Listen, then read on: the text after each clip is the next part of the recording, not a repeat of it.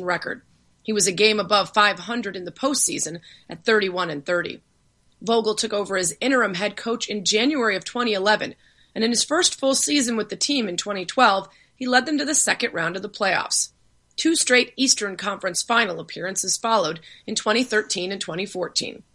Indy made the postseason for 4 straight seasons under Vogel after missing out in each of the 4 seasons prior to his hiring. The only year they missed the playoffs under Vogel was in 2015, when Paul George sat out all but 6 games with a broken leg. So why did Bird decide to let him go? More on that after this. It starts with the tires.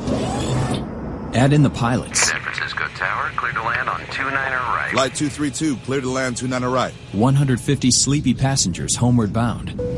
Descending through the clouds, flaps full, gear down. Runway in sight, where the rubber meets the road. And touching down. Those Goodyear tires. Everything we learn making tires for commercial airliners inspires what we roll into yours. Go to Goodyear.com to find the right tire in store for you. Goodyear, more driven. Guys, when you buy your clothes at DXL, you look good. But you feel like a rock star. So if you want to look and feel like a... You'll find all the brands you love, waist size 38 and up, all in one awesome store. DXL, you're looking good. Right now, Harbor Bay tees are just $19.99 each when you buy 2 or more. While Vogel consistently got his guys to perform on defense, the offense left Bird wanting. The Pacers entered the playoffs with the worst offense among the postseason squads, ranking 25th in the league in points per possession. The question is whether the team's inability to play Bird's desired smaller and faster style was Vogel's fault or the fault of the roster he was given. George resisted being put at the power forward position, and rookie Miles Turner wasn't 100% till mid-season due to injury. And more importantly, those 2 guys are the only real building blocks of this Pacers roster. Over Vogel's tenure, he got the most out of teams that were plagued by injury, roster turnover, and not enough marquee talent.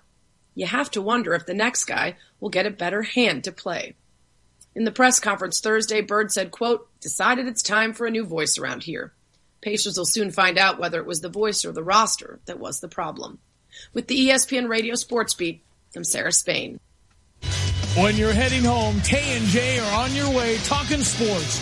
Weekday afternoons 3 to 6 here on ESPN Radio 93.5.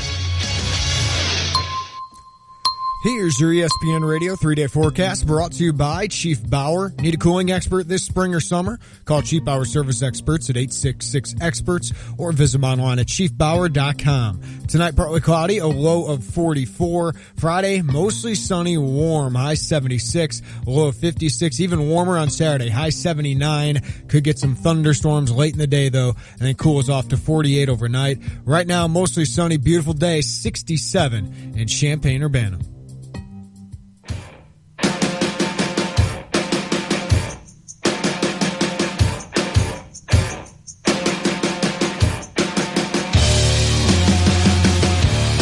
It is the Tay and J Show, ESPN Radio 93.5. Jeremy Warner flying solo here with you until 6 o'clock.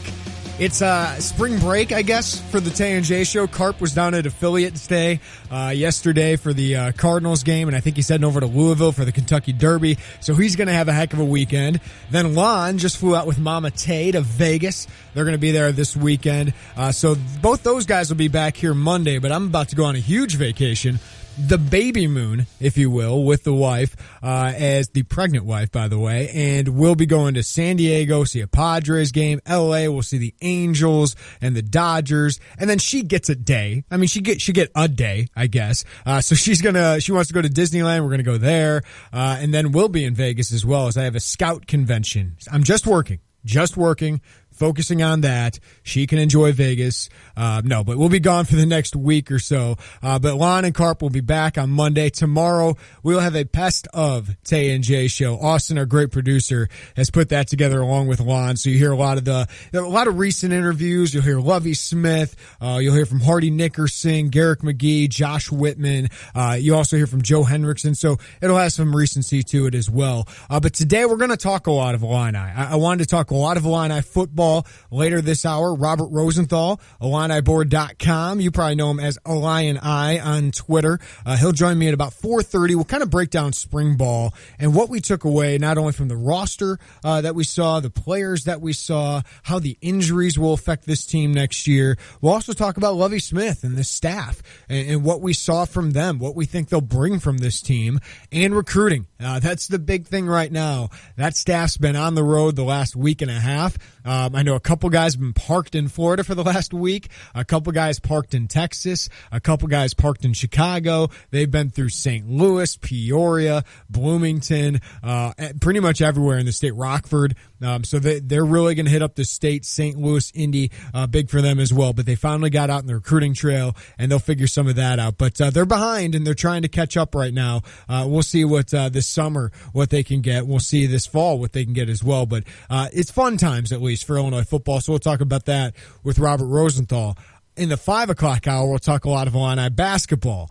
And while it's fun and intriguing times for Illinois football, it's tense times for Illinois basketball as you try to put together a great recruiting class in 2017. We've talked all about Jordan Goodwin and Jeremiah Tillman, but also Charlie Moore is now a factor in this. And we'll talk to Derek Piper, IlliniInquirer.com, about where the Illini stand for Charlie, where they stand for Goodwin and Tillman. But then, Illinois can't be all in on those guys. So there's a lot more names that we have to sort through as they try to put together a good recruiting class. Plus, of course, they have to put together a good season if you want to show some progress here. So Derek Piper will join me in the 5 o'clock hour in studio. So we'll talk a lot of Illini football and Illini basketball. I want to start a little bit with baseball, though. The Cardinals postgame, you just heard a lot of that, so I'm not going to focus too much on the Cardinals.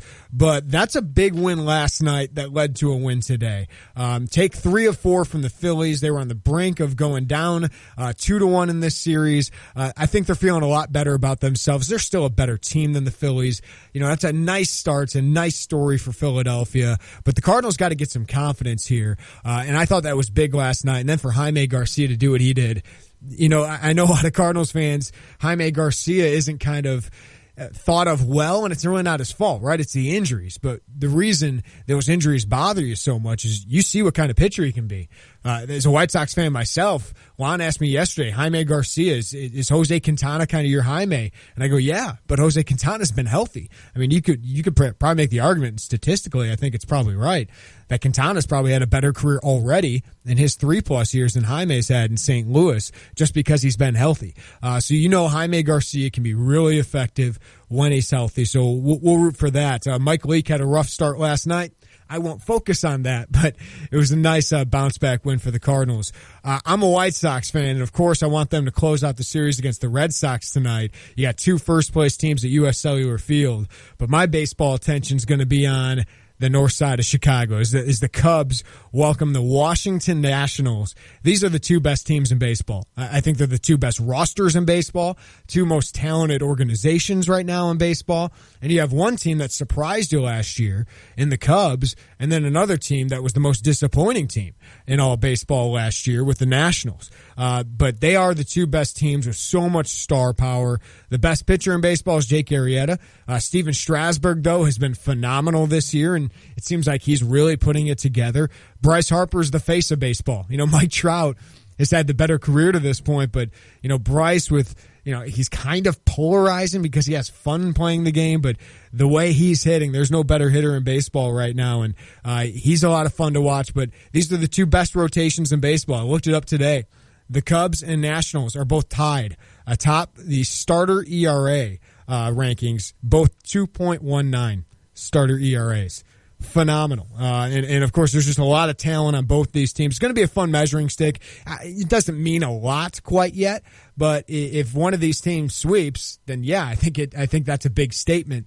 But when you have Scherzer and Arrieta on the hill at one point in this series, you feel like one of these teams, both these teams should get one game. But you got Ross against Hendricks tonight. Joe Ross, a really good player. He's a little brother of Tyson Ross, so he's got talent in that arm. Then you got Max Scherzer against John Lackey tomorrow. Gio Gonzalez against Jason Hamill on Saturday. And then Tanner Roark from Wilmington, Illinois, the guy I always talk about that ended my baseball career at 12 because he was throwing 75 miles an hour out of Wilmington, and he was throwing curveballs at that time. He's phenomenal talent, but of course a former Illini as well. But he gets the choice or the duty of going against Jake Arrieta on Sunday. So the Cubs know they got Arrieta on the hill on Sunday. I would chalk that up as a win. So if you get 2 of the first 3, you're feeling pretty good about a series return. You also got Dusty Baker returning to Chicago. And, for most teams that hired Dusty Baker, we can make all the jokes about, he's going to ruin the arms. The arms are going to fall off of all those guys in Washington. But he handles star players and star veterans as well as anybody. And Matt Williams was a disaster last year with all that talent. Seemed in over his head. Well, Dusty Baker's managed Barry Bonds, right? Jeff Kent. 2 of the guys you really don't want to manage when it comes to personalities, but 2 unbelievable talents. And he got the most out of those guys for years. The Cubs teams, even though they didn't win in 2003 and 2004, thought he was pretty good. Of course, he, put those arms out there too much and left him in for too long, but he's been an effective hire so far for the Washington Nationals, and one I thought could work. But it's fun seeing that Nationals team kind of hit their peak because it does feel like a team that can be a foil to the Cubs as well as the Mets. But I think those 2 teams, the Pirates and the Cubs, the West, the Dodgers and Giants, they're interesting teams. So I just don't think they have the talent of the Cubs. So I think the Cubs are finally playing a team as talented as them. So that's going to be fun to watch. It's going to be a fun weekend to watch that as well. Illinois news. John Rothstein of CBS Sports just reported this. Michael Tulip, the walk-on, sat out this past year to preserve his final year of eligibility. He's got a new home. He's going to transfer to Wright State. Wright State, I believe that's in Ohio. I'd have to look that up. But Wright State, I looked this up because I knew they hired a new coach. And it's a guy I think we've all paid attention to in this area, Scott Nagy, the son of Dick Nagy, who is the longtime assistant under Lou Henson. Scott was a graduate assistant under Lou Henson from 88 to 1990. So he was here for the Flying Illini on that bench. But a guy with Illini ties, a guy that people have been paying attention to around here because he was phenomenal at South Dakota State, was their head coach for 21 years and finally left. But he went to Wright State, got a big pay bump, even though it's a smaller school to smaller school. He got a big pay bump there after leading South Dakota State to the NCAA tournament. So Michael Tulip will play for Scott Nagy, and he'll get some playing time, obviously. Not sure how the scholarship situation goes, but I'm sure Mike will get a scholarship, but he's a graduate transfer, will be eligible to play right away. He was a phenomenal presence for the Illini the last 4 years. He's a great shooter. He just couldn't play at this level because he couldn't get open for a shot, really couldn't guard anybody, but he'll go get to see, scratch his competitive itch at Wright State. So it's going to be fun to watch him play over there for a while. Also, Illinois golf found out its regional assignment. They're the number 1 seed, unsurprisingly, at the NCAA Kohler Regional, which is hosted by Marquette University. It'll be held at Black Wolf Run Meadow Valleys course in Kohler, Wisconsin. Illinois has qualified for the NCAA Regional each of the last 9 years. An amazing run for Illinois. And this is the second consecutive year that they're the number 1 seed in the regional. It's a 54-hole format. It's conducted next weekend, May 16th through the 18th. The Illini will play 1 round of 18 holes each day. It's a 7,404-yard par 72 course, and it was recently listed, Meadow Valleys, as a top 100 course, American public golf course. So the Illini will lead the 12-team regional, and here's what happens. The top 5 teams advance to the NCAA championships. Illinois will be one of those top 5 teams. Also, the top individual that's not on a qualifying team will go to the NCAA championships as well. So there's 6 NCAA regionals. The top 5 from each advance. Illinois will be there with Florida State, Florida, Arkansas, Baylor, Penn State, Memphis, Kent State, UCLA,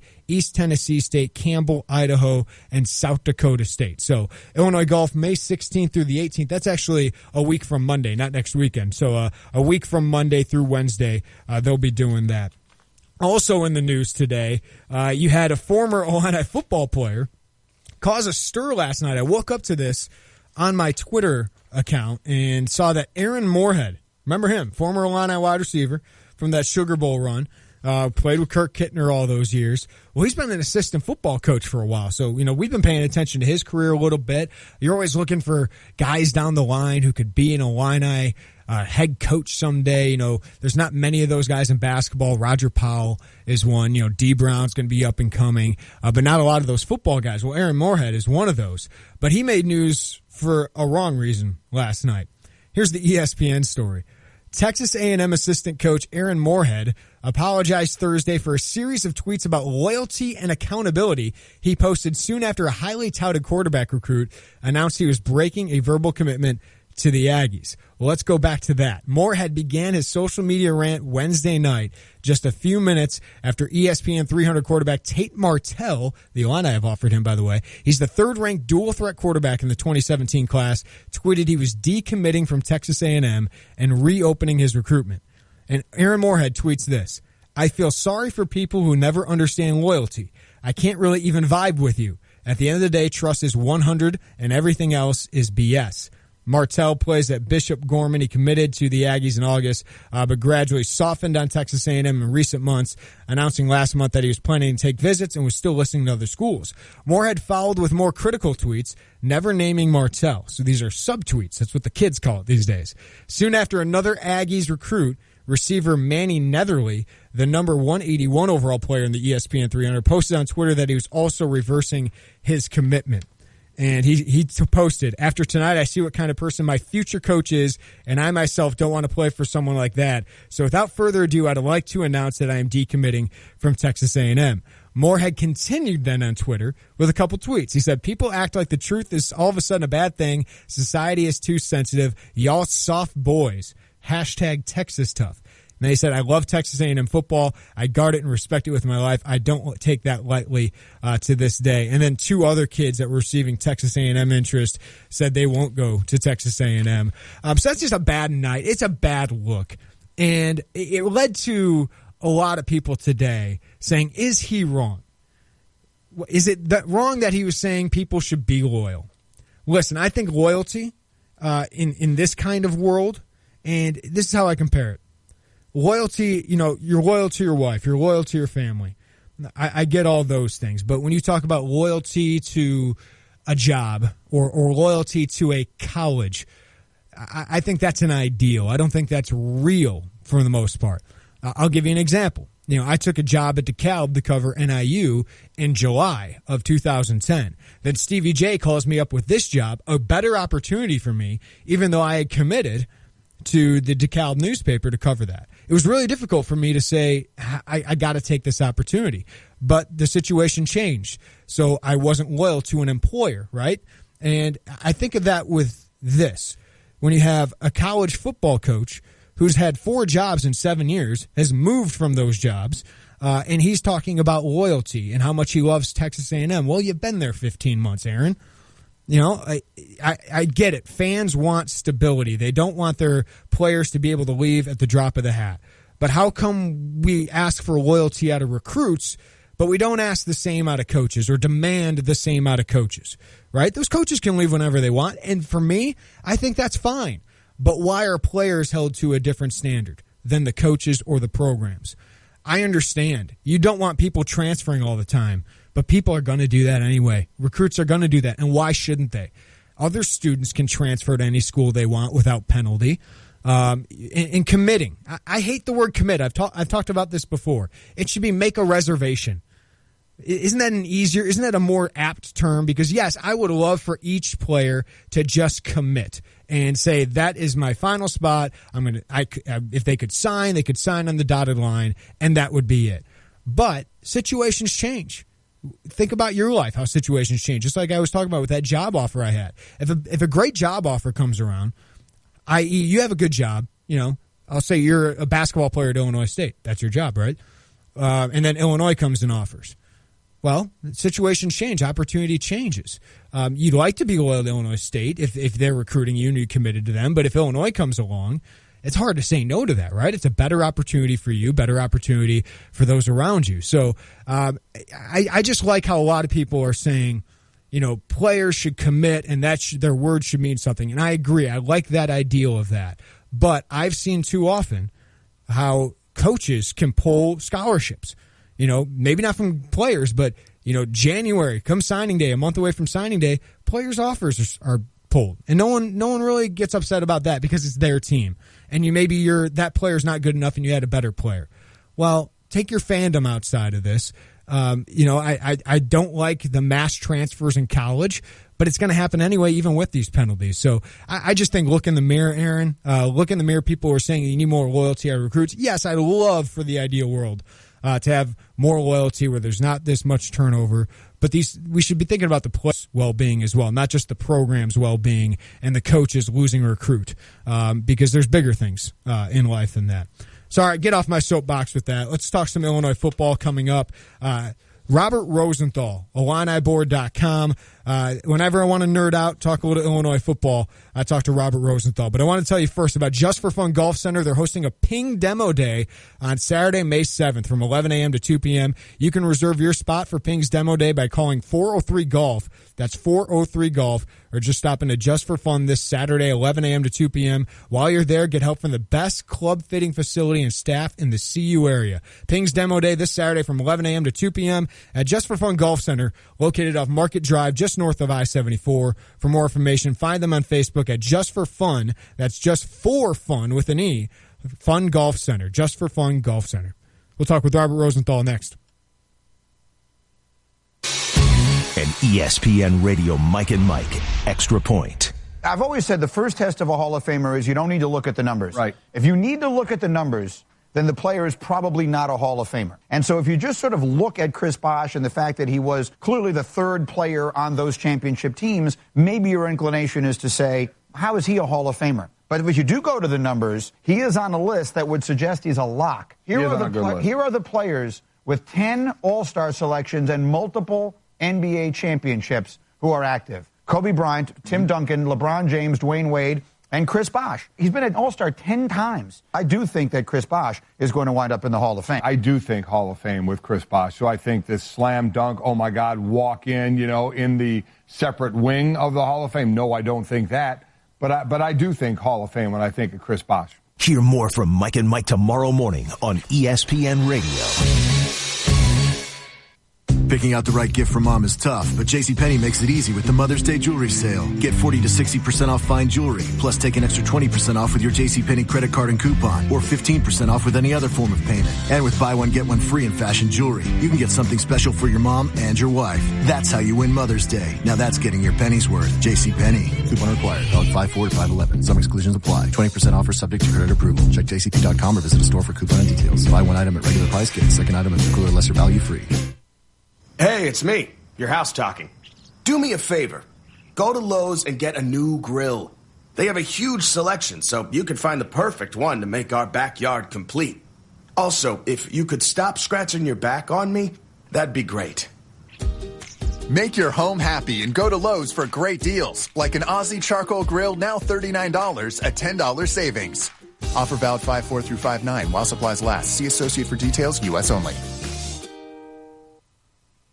For 15 years, Bosworth Roofing has provided East Central Illinois with superior service. Whether it's a small repair job or a brand new roof, your complete satisfaction is their goal. Call Bosworth Roofing at 841-2219. That's 841-2219. Or get a free estimate at tallguyroofing.com. No subcontractors, no commission, no high-pressure sale. Just high-quality work from people who care. Call Bosworth Roofing at 841-2219 for your free estimate today. That's 841-2219.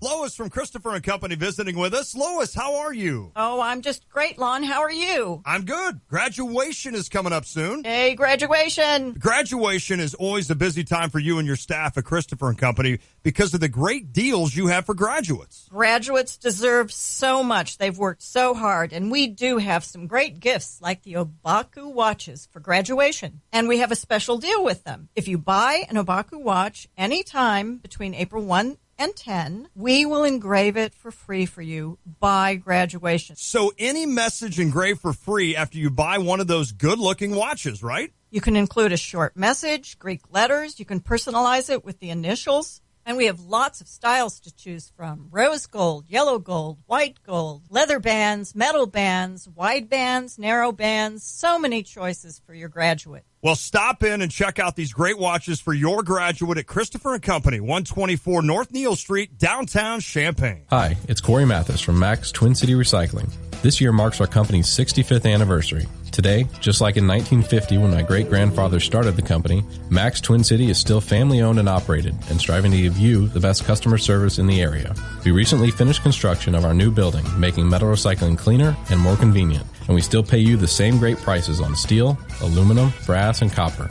Come visit us on North Lincoln Avenue, just a half-mile north of I-74, or find us online at maxrecycling.com. Hi, it's Stevie J. Start your day with me along with Diane Ducey, weekday mornings 7 to 9, here on ESPN Radio 93.5.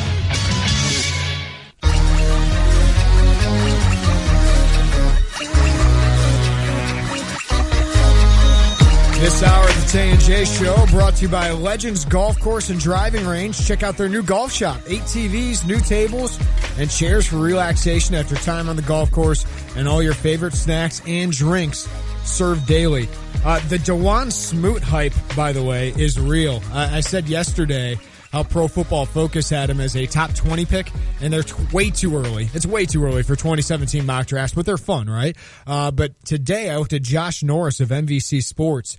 He has DeJuan Smoot 10th overall to the Atlanta Falcons. He said many focus on Jihad Ward along Illinois' defensive line, but Smoot is the better outside pass rusher. He's perfect for the NFL right now. He's versatile. He can stop the run. He's a playmaker in the pass rush, and he can drop back in coverage. He can play 3-4 outside linebacker, 4-3 defensive end. So he's a top prospect. Got a little hype now. He's got expectations now as well. But let's talk a little more Illinois football. Get to the Jupiters at the Crossing phone line. I love nerding out on Illinois football with our buddy Robert Rosenthal, IlliniBoard.com. How you doing, Robert? I am good. I hadn't heard that. Smoot. He had him as the 10th overall pick? Yeah, that seems crazy to me, but he's good, Robert. I mean, he's one of the best-looking prospects I've seen on an Illinois football field in a while. You know, my friend, it's got to be the worst player evaluation I've ever made, because I spent 2 years, like Smoot's freshman and sophomore years. People are like, hey, this kid's pretty good. I'm like, I just don't see it. He's a little short for a defensive end. I don't know if he has the speed to be an edge rusher. Yeah.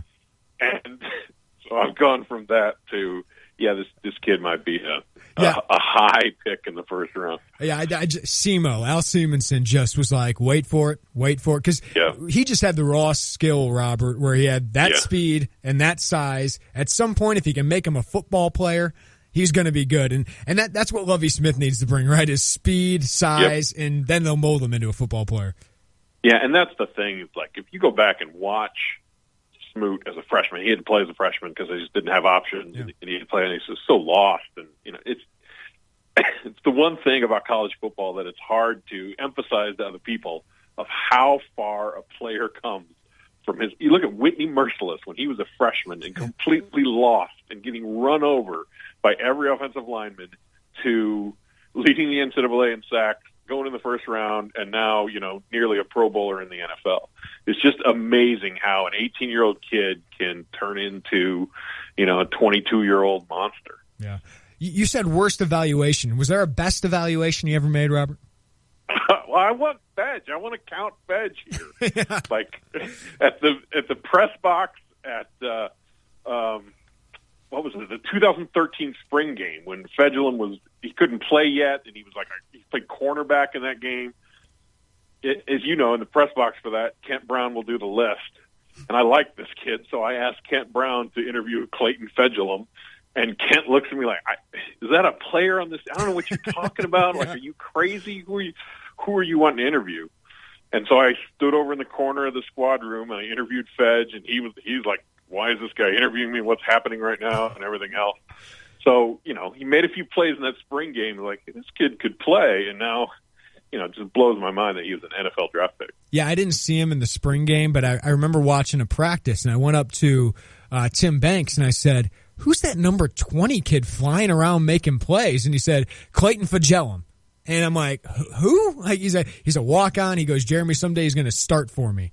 And I said, okay. And it took him a while to get to be a starter. And you were tweeting about it the other day. It took him until the last game of Northwestern, when maybe in hindsight it's easy to say shouldn't have waited that long. But when they put him in the starting lineup to start this year, I was like, that's one of your best defenders, just because of what we'd seen in practice. And every time he was on a field, he made plays. Yeah, and it goes to show that, like, there is something to the kid who's the workout freak, because Fedulum's first year. So when I was asking some other players about him after that spring game, they didn't really know much about him as a football player. Just walk on and just join the team. But several of them said stuff like, like this guy is a freak in the gym, like pull-ups and push-ups and, like jumping and height on his jump when whatever that bar is called and everything else. That, sometimes, that's why they do those things at the combine. That's why they do shovel drills and this, because if you can show you've got these physical traits beyond anybody else, well, heck, somebody can take that and turn you into a football player. Yeah. Robert Rosenthal, IlliniBoard.com. Last time I had you on, we talked position by position. I kind of want to get your feel, just as a whole, like the offense, the defense. But first, I just want to ask you, Lovie Smith's staff, what did you notice in the few times you got to see practice, you got to see that open scrimmage? What did you notice most about that staff? I think it's excuse me. I think the most interesting thing about each of the practice, because a lot of people ask me that question, like, what's different from Beckman or a football practice is a football practice. They're going to do position drills. They're going to do 7-on-7 and do 11-on-11. Everybody, high school pros, everybody does it around the same way. But with this one, it was so, like, I don't know, like calm, if that's a way to talk about it. Well, it's interesting, Robert, because like usually you have like a walkthrough and it's like 15 minutes. They did 45 minutes every day, just mental reps of this is where we go, this is where we step. It was so not frantic and so not like, you take a Ron Zook practice and he's running around and he's yelling and, the horn blows and it's time to go from 7-on-7 to individual drills. And Zook is screaming, let's go on the hop. And, he wants his players running and ready and this and that. These Lovie practices were calm, No military cadences going off? Right. No military cadences during special teams drills. There was no, that was the biggest takeaway is it went from, even Beckman and Cubitt's staff we could get kind of loud and, go back to Koning throwing his hat and Petrino yelling at players and this and that. Yes, they were getting on players, but there was such a calm to the whole thing that, it's obvious when you watch it practice. Robert, I'm kind of worried about the offense now. Two big injuries, and I think of guys who can, make plays. I just don't think there's a lot of quick twitch out there. But I do think Westlawn is talented. Westlawn is our quarterback. He's got that arm. And Keyshawn Vaughn, I think, is a pro. I think he can be a workhorse, but it feels like he has to because, you're counting on a lot. I like Malik Turner, but that offense I'm worried about a lot more than I think I was before the spring. Yeah, I think the line can be pretty good. I think we talked about last time. I feel like these players maybe fit this scheme a little better than they fit the last scheme. Yeah. I think the running game will improve a little bit here. So I do like what we saw there. You're right. Without Dudek, without Dre Brown, you're missing some explosive players. And who do you have there? You're going to need Justin Hardy to have a big year. You're going to need some receiver, maybe Zach Grant, maybe as a senior he can, I've been talking about it for so long of like, you watch him practice and Wes and Zach Grant were throwing routes to each other when they were 7 years old and they know where they're, Wes knows where he's going to be on the field and you see him do it in practice. Grant's a senior, Wes is a senior. Maybe he's that surprise guy that becomes that target. But you're right. Is the explosiveness there without that go-to guy in a Dudek. What do you think of this offensive line? Because I do think that's a bit of a strength because I love the tackles. I mean, I think we've mentioned Christian DeLauro a lot, but people should know Austin Schmidt. He's got a ridiculously long reach. And DeJuan Smoot, we were talking about him, he said he hates going against Schmidt because it's hard to get into him. So I think you got two good bookends there. You know, Joe Spencer's a solid senior leader in the middle. I think Allegretti really took a step forward. And we know Gabe Meganson is going to be really good one day. I just don't know if it's going to be this year. So that'll be the interesting thing to watch. Yeah, and it's interesting, you know, I think we talked last time about this as well, that the coaches said Meganson was the only guy working out at tackle and guard throughout the spring, which says they're still trying to figure out, you know, is he going to be a guard this year so he can start, or can they find somebody for that spot and they can continue to train him as a tackle because he's going to have to be the starting left tackle next year after Schmidt graduates. So, you know, that's kind of probably the debate they're having is, you know, it's best to get him at tackle, get him some snaps at tackle this year, get him ready to be the starter next year, or maybe we really need him at left guard. You know, if healthy, if he comes all the way back and he had a horrific knee injury, but maybe Zach Heath is a guy who we're not talking about. He had to sit out the spring. You know, I know he's had complications with his knee, but you know, maybe one of these JUCO guys, maybe Connor Brennan, maybe Jordan Fagan, maybe one of those guys pulls a Chris Bowles and steps up and grabs that left guard spot, and then, you know, then it maybe settles down and Meganson gets rep at both tackles and, you know, gets ready to start and all that kind of stuff. He's Robert Rosenthal, IlliniBoard.com. Follow him on Twitter at Illini. I feel a lot better about the linebacker situation right now. Hardy Nickerson, I guess we can call him junior, even though he's not a junior. But you add that to the middle of your defense. Just a solid senior. I think he's a little more athletic than the Monheims, but he's a guy you can plug and play right away. Probably your best linebacker. Crawford's going to be a junior, fourth-year guy. I think he's got enough playmaking ability. And I think Julian Jones is the strong side guy. I mean, he just adds a lot of athleticism and speed to a group that needs it. I feel like right now your front seven could be good, like decent. Yeah, Nickerson makes it look so different, and that's no disrespect to Trey Watson. It's just that Trey Watson was maybe going to have that spot as a sophomore, as his, you know, in his first starting game as a sophomore. And like we talked earlier about Smoot, sometimes a kid from sophomore year to senior can go from a 4.5 and a 1 to 10 rating to a 9.5. It's that drastic of how much better they get. So to have an inexperienced linebacker core and then turn to maybe the kid who would have been the best linebacker in the Pac-12 this year, one of them. You know, that's a tremendous leap. And he knows this defense. You know, he knows this defense better than any player on the team because he played it under his father when he was in high school. So he knows the calls, he knows the scheme, he knows, you know, they have the middle linebacker call the plays. They kind of huddle around the middle linebacker now. So the Mike is the quarterback. So to have a guy who's the son of the defensive coordinator, has played this defense before, was, you know, being looked at as maybe Pac-10 Defensive Player of the Year in one article, it's like, you know, you couldn't find a better fit for the defense. The defensive line can be really good, and we better enjoy it because it's going to be bad next year. If they're healthy, if Bain and Milan get healthy, I'm not counting anything from Tico Powell, but I'm rooting for him. But they'll be really good. But what do you make of the secondary? You and I think have both been fans of Jalen Dunlap. Taylor Barton's so experienced, but what else do they have back there? Yeah, it's going to take Caleb Day. You know, he was a 4-star recruit, and you know, probably had to play too soon. They threw him out there at corner as a true freshman. He's bounced around from corner to safety.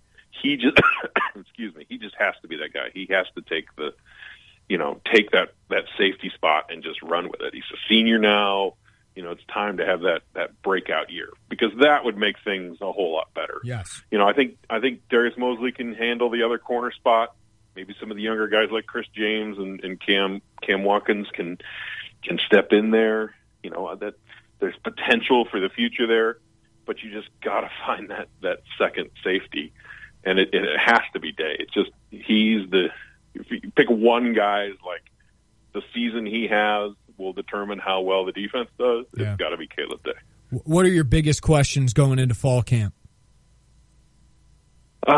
Well, it's the hardest season for me to get a handle on, because when I did my depth chart, I landed on 14 senior starters, and say, like Connor Brennan wins left guard or something, that would be 15. Yep. Like, say another senior lands one of the wide receiver spots, it'd be 16 senior starters out of 22 spots.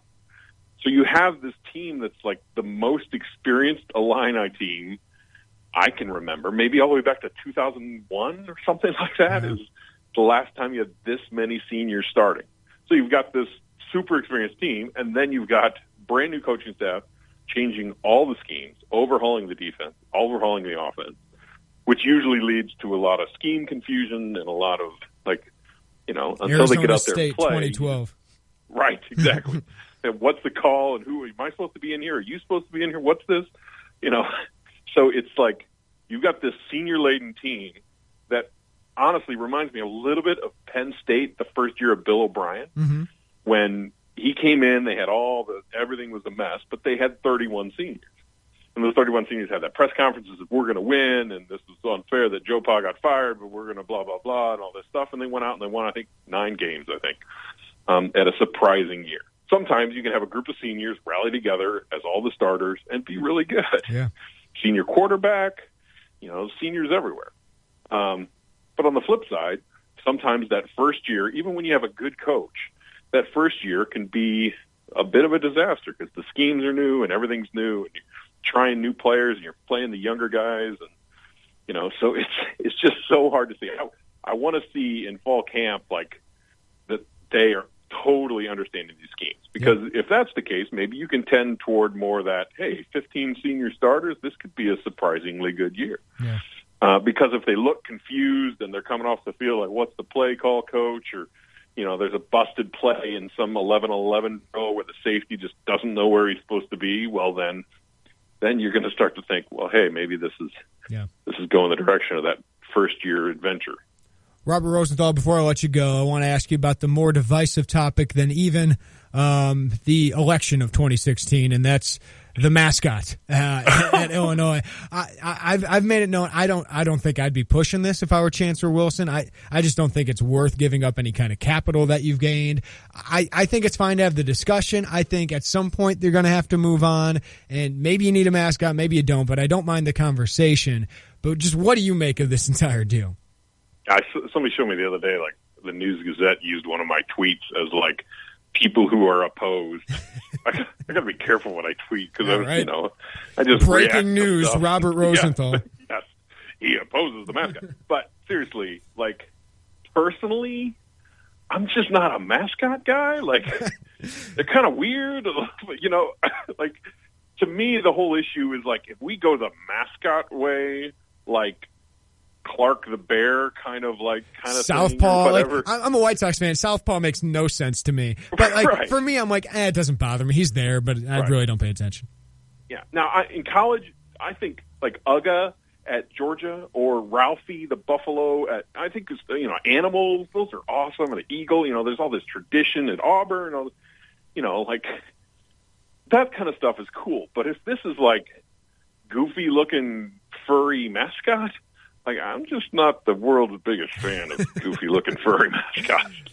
Okay, those are great for maybe 1970, but it's 2015.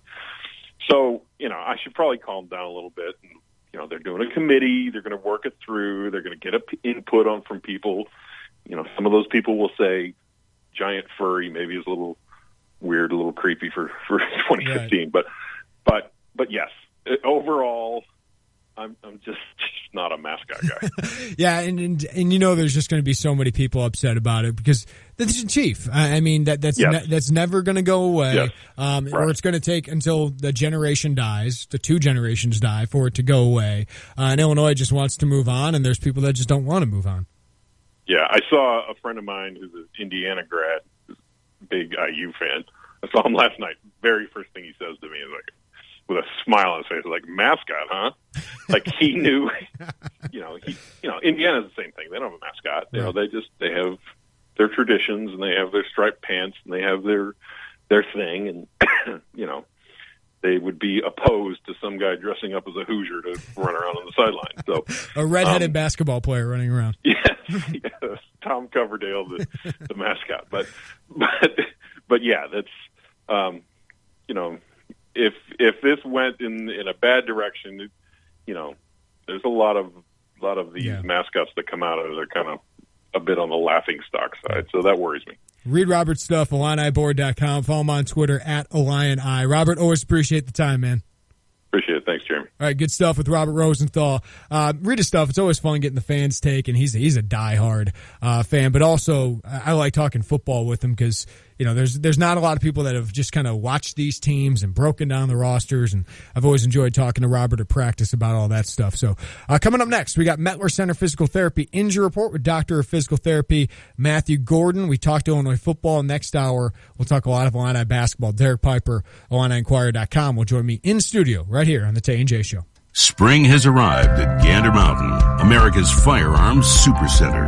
Get prepared for the range and field with our selection of over 6,000 new and used firearms, plus the largest assortment of hard-to-find ammunition.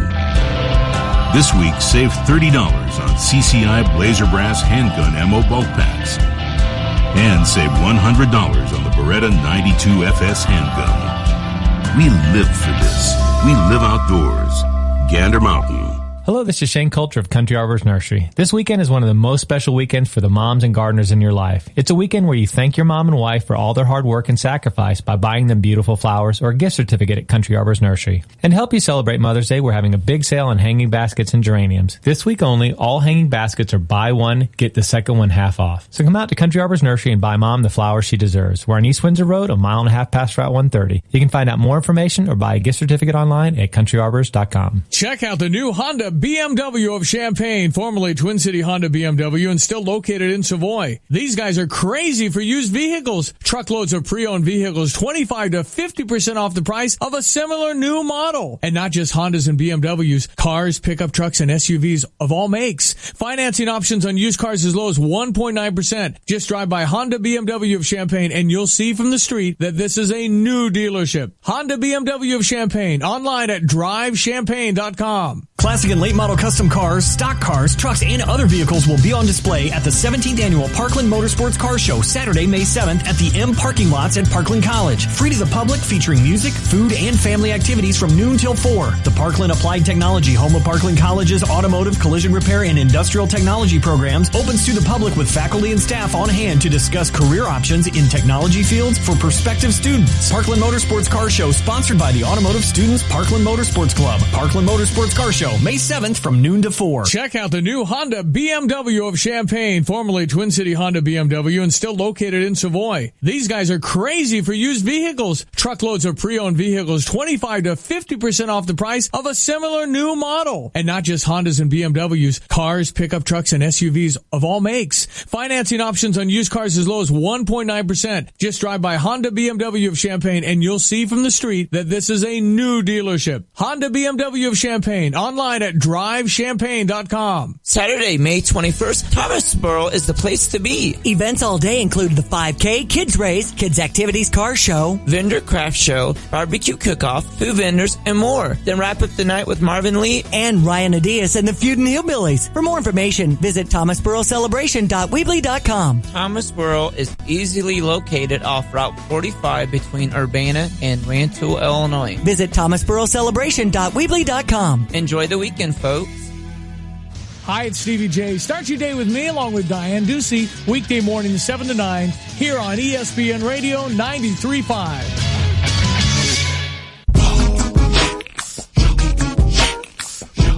It is the Tay and J Show, ESPN Radio 93.5. This segment of the Tay and J Show brought to you by Spring Green. Spring Green offers their new customers up to 30% off when choosing from their full program. And after 33 years, Spring Green still as committed as ever to beautifying neighborhoods one lawn at a time. They offer a wide variety of services for lawn care, anything you need to make your lawn healthy and beautiful. Call JT or Steve at 359-2111 or visit them at spring-green.com. It is the Tay and J Show. Jeremy Warner flying solo. Derek Piper, IlliniInquirer.com will join me in studio, though, next hour, and we'll take your calls on Illini basketball if you have questions. I did see one really cool tweet from the White Sox. This will be the first time ever that 4 first-place teams will have played in the same city on the same day. You have the White Sox leading the AL Central, playing the Red Sox, who lead the AL East, and you have the Cubs leading the NL Central, playing the Nationals, who lead the NL East. That's pretty cool. First time in history, 4 teams in first place playing the same city on the same day. Let's get to the Jupiters at the Crossing phone line, though, and talk about one of the Cubs who is hurt for our Mettler Center Physical Therapy Injury Report. We're talking with Doctor of Physical Therapy, Mathew Gordon. How you doing, Matthew? Doing great. How are you doing today? Doing phenomenal. Well, Matt Szczur has a mild hamstring strain. We hear hamstring injuries all the time, but a hamstring strain, what could cause that, especially with Matt Szczur? So initially, when you watch the play, it doesn't look like anything that would really, jump out at you like it was going to cause pain or cause an injury. But typically with hamstrings, we got to remember that this is a muscle that not only accelerates us, but it also goes to slow us down. And so as he's coming into home, he slows down. And when you're slowing down, the muscle goes into a different kind of contraction. It's actually lengthening while it's contracting. So it's having to absorb all of this force that you just created to sprint home. And it's usually the absorption of all of that force that you just created that results in an injury. How do you reduce the risk of that then? So one of the best ways you can reduce the risk of an injury, especially an injury like this, is specifically training for it. So making sure that your workouts actually incorporate activities that don't just require that burst speed. You hit the ball and you sprint to first, or you just keep working on a 40 time. But you also actually want to practice the slowing down portion. For everyone who's not an athlete, one of the best ways to do this is when you're doing curls or whatever exercise, don't just curl it up or get the weight to the top of the motion, but work to control it down, because that's usually where that injury is going to occur. Interesting, yeah. What does Matt do now in the rehab process? How do you rehab a hamstring strain? So initially, this is like any other injury. It needs a little bit of time for the body to kind of do what it needs to do. As best as we can only help the body to do what it's going to do. So initially, a couple days, you want to ice it initially right after it to try and keep as much inflammation from developing. You want to do nice, gentle stretches, keep everything moving. He'll get back into, level 1 type stuff of just range of motion, light work. Then you want to start getting the strength up. But to have a hamstring this early on in the season, from my standpoint, you've already got to start thinking end of season. And for the Cubs who are wanting, this to be that season, you really want to start thinking about all of your athletes. If they have anything early on in the season, let's not just rehab them to where they were because they got injured where they were. Let's rehab them past that. So you want to really start doing that eccentric training. So not only the concentric, which is the speed portion, but the eccentric, which is going to help them decelerate, make turns quicker, and really contribute to that explosive power. If you have any ache or pains like Matt sees, you can get a free consultation at Mettler Center Physical Therapy. Just go to mettlercenter.com for more information. Mathew Gordon always brings the information. Appreciate it, Matthew. Hey, you're welcome. Have a great day. All right, good stuff, Mathew Gordon. Coming up next hour, we will talk some Illini hoops. Derek Piper, IlliniInquirer.com, will join us in studio, talk all about recruiting. Charlie Moore, Jordan Goodwin, Jeremiah Tillman. It's coming up next. Hi, I'm Troy Lands from Lands Heating, Cooling, and Plumbing, your Trane Comfort Specialist. Right now is a great time to buy a new Trane heating and cooling system from Lands. For a limited time only, we're offering 0% interest until January 2021. That's no interest with equal payments and approved credit for 5 years on any qualifying Trane system. Or, here's another way you can save on a new Trane heating and cooling system from Lands. Trade in your old system. For a limited time, you can get a $1,000 trade-in allowance on qualifying Trane equipment. So pick your best deal.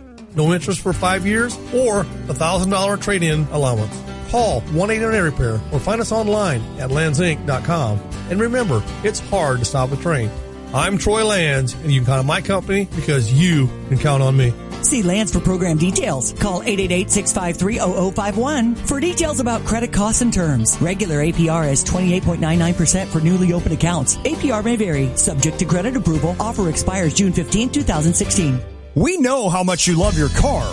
Protect your ride with AutoGuard from Pekin Insurance and your local independent agency. AutoGuard picks up where other policies fall short, offering trip interruption coverage, key replacement, tire protection, accidental airbag deployment coverage, and more. All for just $20 per year per vehicle. Call your local Pekin Insurance agent or visit www.pekininsurance.com to put their beyond the expected services to work for you with AutoGuard.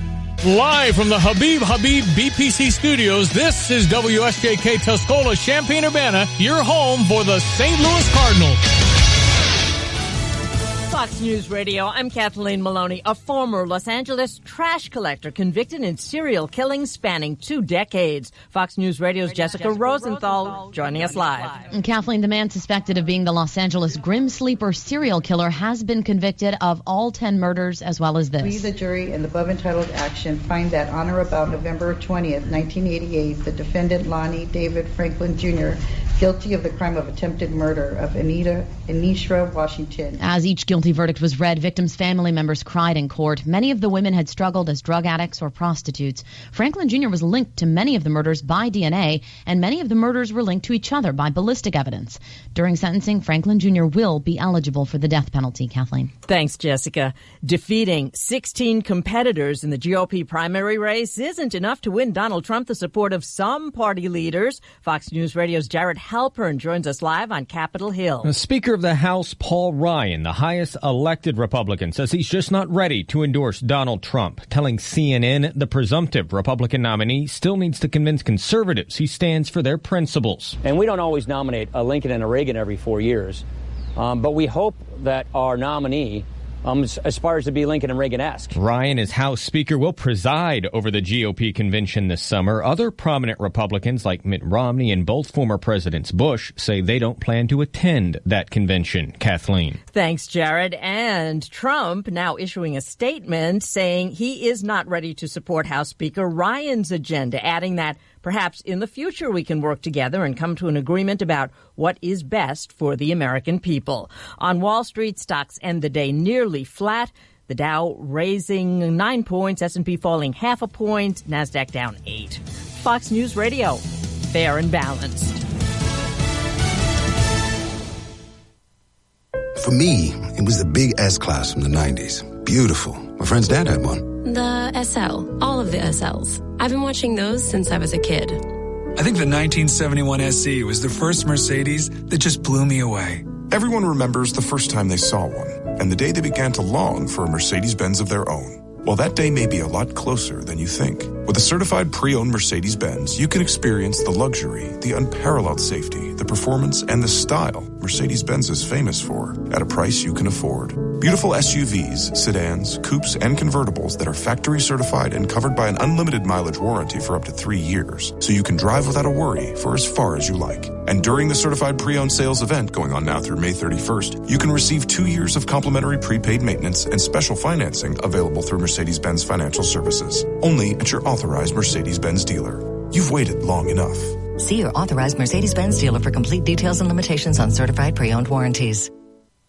Suspected terrorists killed in Iraq and Syria. An Australian who was on that country's most wanted list was killed in a U.S. airstrike in Iraq. Neil Prakash was an ISIS fighter who converted from Buddhism in 2012 and traveled to Syria a year later. He is a former rapper who was featured in ISIS recruitment videos. He had encouraged lone wolf attacks. He was killed last week in a separate airstrike in Syria. The Pentagon said today it had killed a couple from Sudan and Australia who were plotting attacks on the U.S. and Canada. Fox's Jennifer Griffin at the Pentagon. The feds announcing new regulations for electronic cigarettes. Hundreds of e-cig brands would have to seek permission to stay on the market under new rules that have the potential to stamp out the booming industry, which has branded itself as an alternative to traditional cigarettes. E-cigarettes use a liquid vapor to deliver nicotine.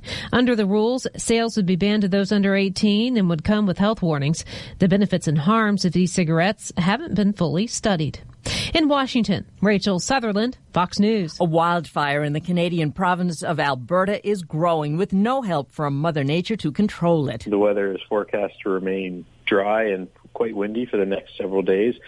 And what we really need is some precipitation, and there isn't any of that in the forecast. So the fire is still very very volatile and extreme. Alberta Wildlife Information Officer Matthew Anderson. The flames burning more than 210,000 acres, destroying at least 1,600 homes and businesses.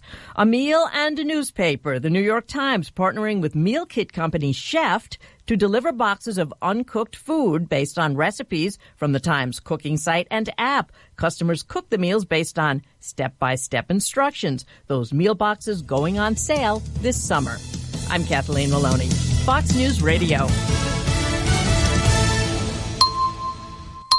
Here's your ESPN Radio 3-day forecast brought to you by Chief Bauer. Need a cooling expert this spring or summer? Call Chief Bauer Service Experts at 866-EXPERTS or visit them online at chiefbauer.com. Tonight, partly cloudy, a low of 44. Tomorrow, beautiful, sunny, clear, warm, high 76, a low of 56. Saturday, high 78, but we will get some thunderstorms towards the evening. Low of 48, cools off. Right now, though, sunny, clear, beautiful, 73 degrees in Champaign-Urbana.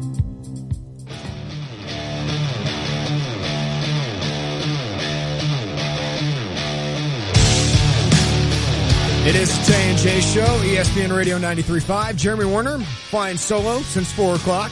Talked with Robert Rosenthal, IlliniBoard.com last hour about Illinois football. This hour, let's focus on Illinois basketball. And joining me in studio now, I'm going to co-host this hour. How about it? Derek Piper, IlliniInquirer.com. What's up, man? What's going on? Well, Lon's gone. He's in Vegas. Carp was in St. Louis. Now he's going to Louisville for the Derby. I'm heading out to California and Vegas for a week. Do you just want to come in and do a show tomorrow by yourself? Sure, why not? Yeah, go for it. That was fun, right? Talk Illinois basketball. I mean, we could talk Illinois basketball recruiting any day of the year, it feels like, for 8 hours a day. Yeah. With everything that's I think about it 8 hours a day. That's true. That's true. Well, it is a weird time. Let's start here, Derek. There is so much up in the air right now with this Illinois basketball team. Just what's your take on what the next couple months will mean for this program?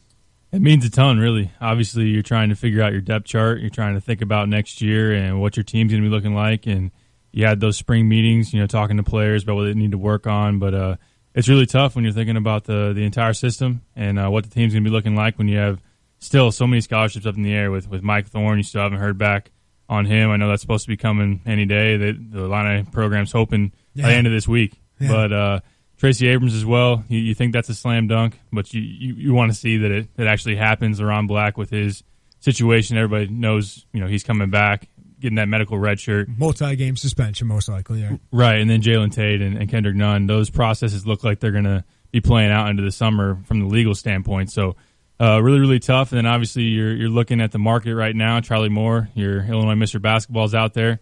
And then also you're looking at maybe a fifth-year big if you can't get Mike Thorne back. Yeah, let's start with Thorne.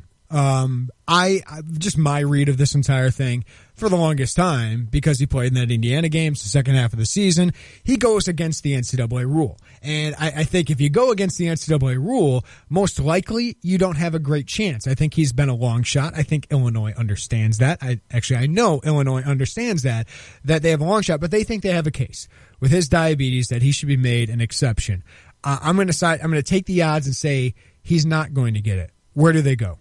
I think you look squarely at Merrill Holden from Louisiana Tech. I know he's not a center, but he's a 6'8" big guy. He played the power forward role, 8 points, 5 rebounds per game at La Tech. But he adds athleticism, rebounding, ability to run the floor. That's somebody that they like and somebody they've pursued. Yeah. John Gross and Jamal Walker stayed in contact with him. He's taken an official to Iowa State this weekend. If they don't get Mike Thorne, look for him to visit Illinois as well. So I think that's kind of where his scholarship would go if they're not able to get him. Obviously, you'd like to get a true center, but just not how the market's looking right now. Yeah, I mean, there's no Mike Thorne out there. So that's why it's actually, worked out that they haven't really lost anybody by waiting for Mike Thorne, and he's worth it. I mean, there's no one else out there that's worth it. But what would Merrill Holden add to Illinois next year? Yeah, just depth down low. Able to go with LeRon Black and also fill in while he's out for however long he's going to be sitting out with the suspension, right, which is assumed. Like I said, just athleticism. They're trying to get more athletic in that front court, being able to defend, being able to rebound, being able to run the floor, and just be more well-rounded in the front court. You got guys like Michael Finke and Maverick Morgan who aren't great rebounders. They're not great defenders. just adding more guys who can be athletic and help you in those areas. Yeah, I'm thinking, say Thorne is back, you'd have Thorne and Morgan. That's a really good post rotation there at the center with Laurent Black whenever he comes back. Malcolm Hill can play the 4. DJ Williams can play the 4. But if you had Holden, I don't know if Finke can play the 5 quite yet effectively, but that's a decent post rotation. It allows Malcolm Hill to play the 3 a little bit more, or be a little more versatile with your lineups. Yeah, like you said, it gives you more options. With Michael Finke, he was kind of forced to play the 5 last year. Yeah. May have to do the same this year if you don't get Thorne back because Holden's not a 5. But like you said, just being able to do more things and rotating and out guys. Kipper Nichols could even maybe play the stretch 4. Yeah. You see how he's built. So just being able to rebound more and just kind of giving you more options down low. All right, let's get to it. People want to hear Charlie Moore is going to visit LSU and SMU on official visits. I've heard SMU for a while is the team to watch out for. They just landed Jimmy Witt, a transfer that we remember Illinois showed interest. Class of 2015, more of a combo guy, more 2-guard, more likely, so they still got a spot for point guard. But what do you make of him taking his officials to LSU and SMU? Yeah, like you said, not surprised by SMU. That was one that a lot of people talked about as Illinois' kind of biggest competition coming out of the gate when they had the top 8. I know Miami was talked about a little bit, so I think some people were surprised that he visited LSU and not Miami. Obviously, LSU has won big-time recruitments, recently with Ben Simmons and Antonio Blakeney, who's still there, and they need a point guard to go along with him. They lost, 3 of their top 5 scorers. They need a point guard. They have a 3-star combo guard coming in, but they need a true point. Same with SMU. They've got, Jimmy Witt, who's a combo. They got Shake Milton, who is also an Illinois target, and he's a combo. He had a pretty nice freshman year, but they still need a point guard to replace Nick Moore, and they've done a pretty good job of getting the Moores. Ben Moore? Yeah. A lot of turnover on that roster. They already have 5 guys in their 2016 class. Moore would be the 6th. Wow. They got Harry Frawling and Bruno Fernando, which are some pretty solid big guys in that top 100 conversation. So they're tough competition. Obviously, with the officials, you get to visit for 48 hours, and then Charlie told me that he will definitely take a visit to Illinois for an unofficial before he makes a decision. What do you think that means for Illinois? I mean, will they be the last visit, and what will they sell, compared to LSU and SMU? Yeah, I haven't heard for sure if it's going to be the last visit. You just don't – you'd assume that it would be because the other destinations are far enough away that for unofficials, you got to pay out of pocket to go. I don't know if he's going to pay out of pocket to drive to Atlanta to visit Georgia Tech or not to UNLV. He's already been to Cal for an official visit. So I would think right now it's setting up to be the last visit, and that's really what Illinois wanted. There's an advantage there. I know that each situation is different, but you look in recent history, a lot of the guys, with the last visit, that's usually where they end up. Typically, Jalen Brunson, Villanova, Elijah Thomas, Texas A&M. So in terms of what they'll sell differently is, staying close to home. His family is really important to him. His dad had the stroke in September. He's still very close to him, and that relationship is very important to him. So being able to stay close to home, the long-standing relationship that he's built with Paris Parham, especially John Gross as well, there's a trust factor there. Charlie told me that he was even talking to Paris even when he was committed to Memphis. Yeah, just that's how good of a relationship they have. So, and then also coming in with some talented pieces around you and getting the ball. Obviously, they're sharing it with Tijon Lucas, but obviously for 4 years he can be your point guard. He's Derek Piper, IlliniInquirer.com, joining me in studio here. Follow him on Twitter. Must follow at DPiperScout. What's going against Illinois, if there is? I think the biggest thing is, he wants the ball. So if SMU and LSU are telling him, you're the starting point guard, you don't got to share with anybody, I think that's probably the biggest thing. Obviously, Illinois is smart, and they're going to know how to sell it. And I know Tracy Abrams is going to be there, and Tijon Lucas is going to be there, and they've talked about sharing. You got to convince him that he's going to get the ball, that he's going to be on the floor, and you would assume that he's going to be. He just seems like the perfect fit for John Gross's system. Yeah. He's talked, for 4 years wanting to run the up-tempo, the ball screen, in transition. Hasn't been able to do that because he hasn't has a point guard. Get the guy. Yeah. And Charlie is that guy. So I think that's maybe the biggest hurdle is selling him that you're going to get the ball enough, you're still going to play enough, even though we have Tijon Lucas. He's saying the right things, but does he believe the things that he's saying? Like, yeah, me and Tijon, that'd be great if we played together.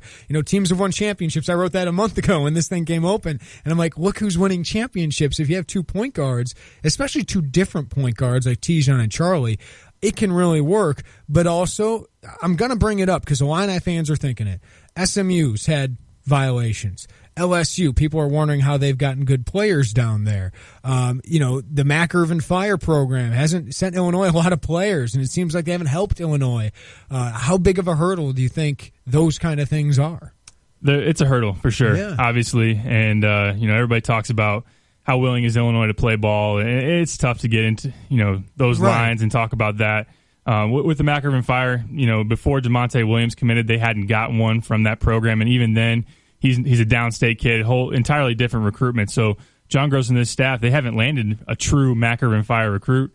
So that's definitely a question. I think there's a good relationship there. It'll be tested, obviously, when this hits a boiling point. So obviously those are challenges for this team. I think there is a good relationship. I think Charlie is buying into what they're selling enough. They wouldn't be in the top 8. And Charlie really likes Illinois. He does. Right? I thought that was a match made in heaven, really. I thought it was a perfect match. And people asked me, who's the one guy you thought would go to Illinois that didn't? Charlie Moore was the guy that I would answer to. Okay. Charlie Moore, what's he add? For people who haven't seen him, he's 5'9", yet he's not like some phenomenal athlete, yet he's number 65 in Scout's final, top 100 rankings. What makes him number 65 in the country? Oh, he's a big-time scorer. He fills it up just effortlessly. A great outside stroke, averaged 28 points per game this past season at Morgan Park, along with 7 assists. And I know earlier criticisms were, when he was playing alongside Marcus Yvette, well, he's an off guard. He's just a shooter. He really showed that he's a true point guard. He's got great vision. In transition, can be electric with the ball. The ball screen offense fits him perfectly. He's able to make decisions in the pick and roll.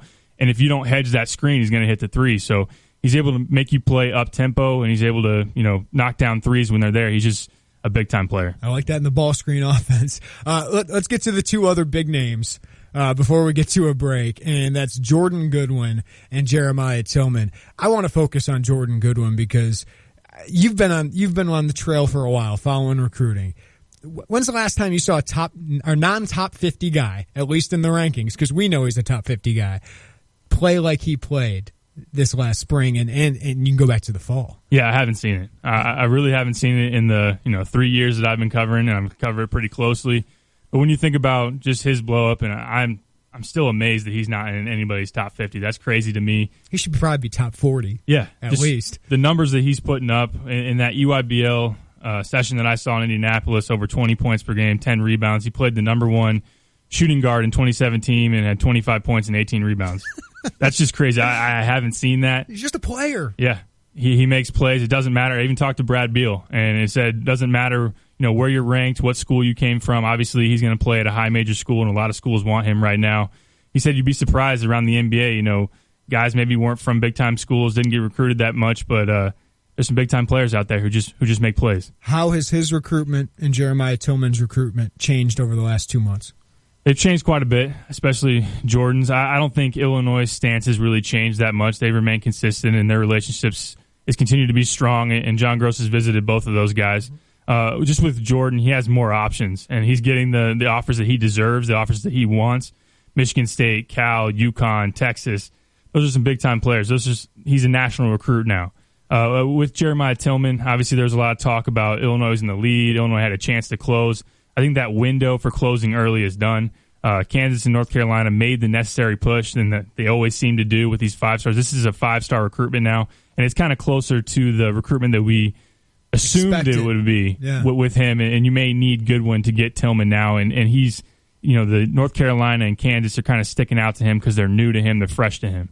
Yeah, it's kind of the recruitment I expected, but, people that we know from many different sources were sitting there going, guys, this could happen soon with Illinois, who's feeling that. Well, that's changed. I mean, recruiting is fluid. Everyone says that, right? But for Jordan Goodwin, that's the kind of kid that Illinois needs to land. If Illinois wants to be good at basketball, even when Michigan State's come in, it's kind of like Illinois football. There's a couple guys, Michigan State's starting off, or Penn State, but there's certain kids you have to be able to land in state.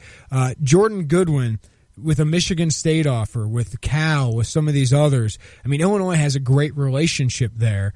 What do they need to do to pull this off? You just have to continue to sell that, if we get you, look who else we're going to be able to get. We have a really good shot at getting Jeremiah Tillman if we get you. Just the fact that everything that he brings, he's a winner. We were in first. We've had that relationship. We've established it with you and your family. We've You've been a consistent. priority for 2 years. Yeah, right? Yeah, exactly. John Gross was there to give you a big hug when you won the state title. Who else was? Yeah, exactly. So that's kind of what you got to sell. Obviously, Michigan State's going to have a good sell, comparing him to Denzel Valentine. That's pretty tough. He kind of plays like it. He kind of does. But obviously, like you said, you gotta land the top players in your state, especially from downstate.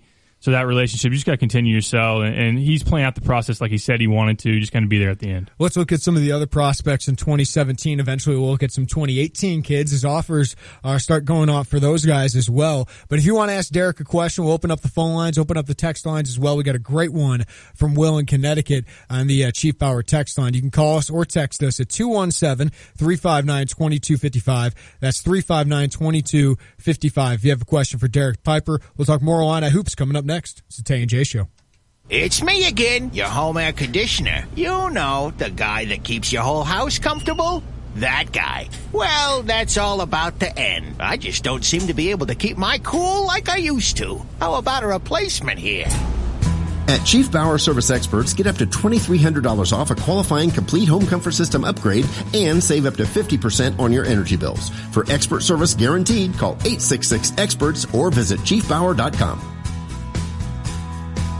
You already know Houlihan's Restaurant and Bar at the iHotel is a great restaurant, but don't forget about the bar. Fantastic drink specials and mouth-watering menu items from snacks to full meals. A nice selection of draft, craft, and domestic beers, and just about any cocktail you can imagine. Watch a game with multiple flat screens on all sides of the bar, or grab some tables and make it a party. Drink specials daily, plus Houlihan's is now serving a delicious hot breakfast 7 days a week. Houlihan's at the iHotel. Check them out at the corner of 1st Street and St. Mary's Road, just south of the State Farm Center. The spring fishing season is finally here, and it's time to gear up at Gander Mountain.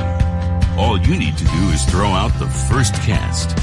This week's deals include everything you need to make this the best season yet, with special offers like a free $20 gift card with purchase of any Lew's fishing items $99.99 or more, and save $75 on Humminbird Helix 9DI GPS after rebate.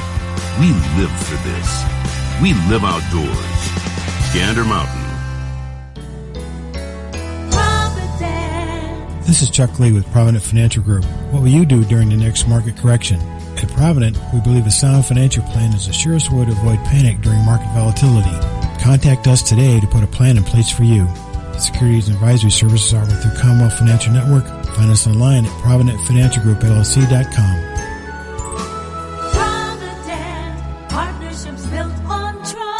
Member FINRA SIPC, a registered investment advisor. West Main Dental. Quality, convenient, patient-focused dental care. Here's what West Main Dental patient Cherie Bradley has to say about the care at West Main Dental. The people at the office and stuff, they were so sweet and so determined to make sure I was comfortable and I felt safe, to where I really look forward to going back to the dentist. They just make you feel warm, and they're there, and you can call them anytime you need them. You get their cell phones and you can call, and you just kind of become part of a family, which is kind of strange. But who else would I smile at but the ones who gave me the smile? And I can't stop. It's amazing the things you take for granted, like a smile. When you finally get your smile back, you're just so excited and so happy you can't stop smiling. And you keep thinking you're going to walk down the road and you're going to say, oh, look at her teeth. They're gorgeous. And I think, oh, they look at me and say, look how happy she is. Regain your smile with the help of West Main Dental. WestMainDental.com or 607-1292. When your computer's not working, you're not working. Hi, this is Dan from Simplified Computers. Whether your computer is running slow, you have a virus, or it's just time for an upgrade, Simplified Computers is here to help with personal service you won't find at the big box stores. We can set up your wireless network, build, install, and maintain your business's server, or replace your hard drive. For over 18 years, we have served the Champaign-Urbana community with integrity and quality customer service. Call us at 352-5000. Simplified Computers, simply the best.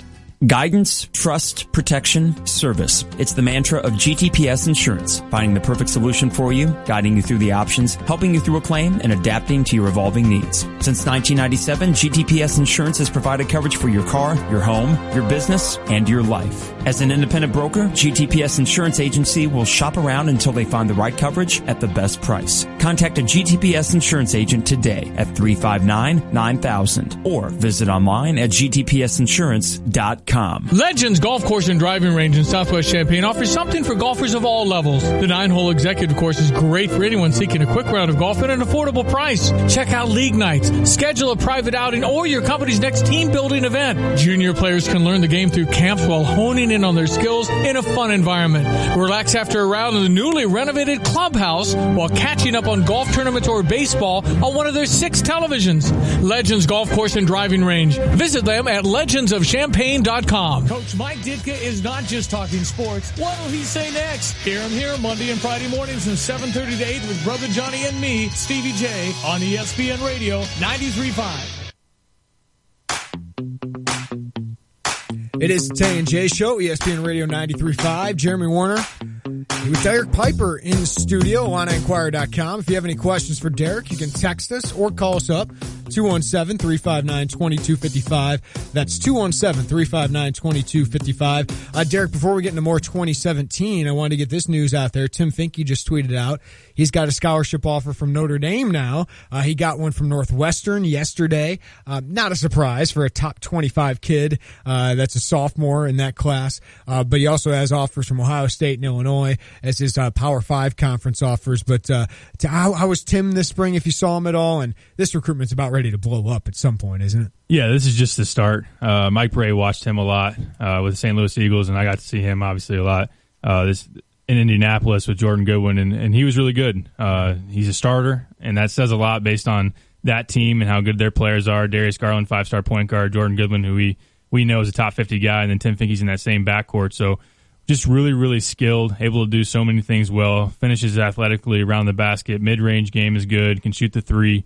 It's all about just packing on muscle. That's going to come with time, and the sky's the limit for him right now. We got a text from Peter, hashtag Derek's college roommate. Which current Illini recruit, either signed or unsigned, I think there's only one signed, that'd be Tijan, will finish his Illini career with the most points? Oh, man. If you did current Illini as well, I mean, obviously Malcolm would be high on that list. Jalen Coleman-Lands is a pretty good shot. Yeah. I mean, after averaging 11 points a game as a freshman, but as recruits, if they went to Illinois, so you don't have to say they are going to Illinois. Right, okay. So you're not caught in that trap. Who would score the most points? Well, I'd be leaning towards Charlie a little bit, just because he's a dynamic scorer. But if you get Jordan Goodwin and you pack that on for 4 years, let's go with that one. Yeah, that would have been my answer. I don't think this guy had a question, but he just said, Illinois has never gotten top guys from East St. Louis. Alfonso Ellis, Quanzo Martin, Darius Miles. Well, Darius Miles went to the NBA. LaFonso Ellis, I think Digger Phelps and Lou Henson had something going on there. But Jeremiah, is he going to play at LaLu this year? I mean, Shane Hireman, is he going to still be there? Because I know he's kind of a hot commodity right now. Yeah, that's a question that's still up in the air right now. I know Evan Daniels tweeted that Shane might be the next prep school coach to make the move up, and I know that would raise a lot of questions. There's questions in general because... To be an assistant coach, right? Right. Yeah. And there's questions because there was talk about Jeremiah being homesick when he was at LaLu, and there's been rumors out there. Is he going to go to Althoff? Is he going to come back to the IHSA? That remains to be seen, so not really sure on that right now. I think Shane's move would... If he does make a move, that would play a factor. Yeah. It's still up in the air right now with Jeremiah. Sean texts in, how soon will Charlie Moore commit since it's already May and summer workouts are approaching?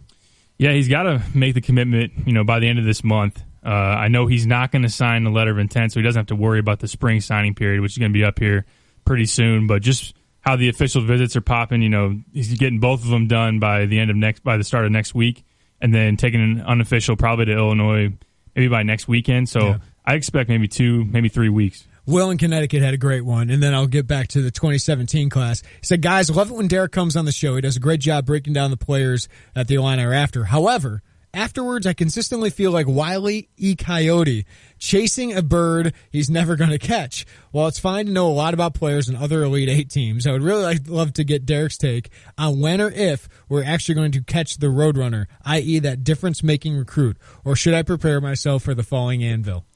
Well done, Will. Yeah, well done. First of all, I love Looney Tunes. And is that still on? Do they still have Looney Tunes on? I don't know. Because every Saturday morning, Like, was Saturday morning cartoons still a thing when you were younger? Yeah. Okay, yeah, they still had that. Like, even like you probably had recess and all that kind of stuff. But Looney Tunes was on at like 7 a.m. and I loved it. It stood the test of time. Yeah, it's awesome. When's it going to happen? Charlie Moore? Question mark. Yeah, is that a game-changing recruit? I think it could be. Obviously, because as we've talked about, just the fit in that system, the fact that he can score, and you go from having a crippling point guard problem to now a luxury for 4 years. For 4 years with him and Tijon, and then also just the perception-wise, you get the Illinois Mr. Basketball winner for the first time since 2010. You have a direct connection to Morgan Park and the Mac Irvin Fire, who turn out some pretty good players. Yeah, a lot of point guards coming out of that program. So too. I think that he could be, game changing. Maybe not as game changing as a Jordan Goodwin, but I think he's kind of in that same category. Speaking of Morgan Park, a 2018 kid got an offer from Illinois, and they haven't given out many of those yet. Ayo Dosumnu.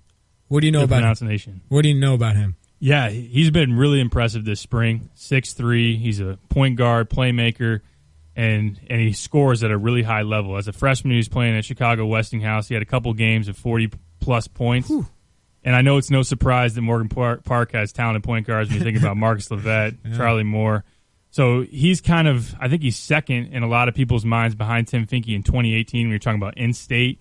A guy that has a really high ceiling, like I said, 6'3", long, athletic, playmaker, can score at a really high level. Do we know how that class is shaping up in state in 2018?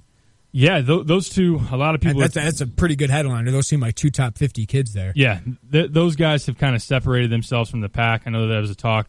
I was talking to some coaches and some other evaluators.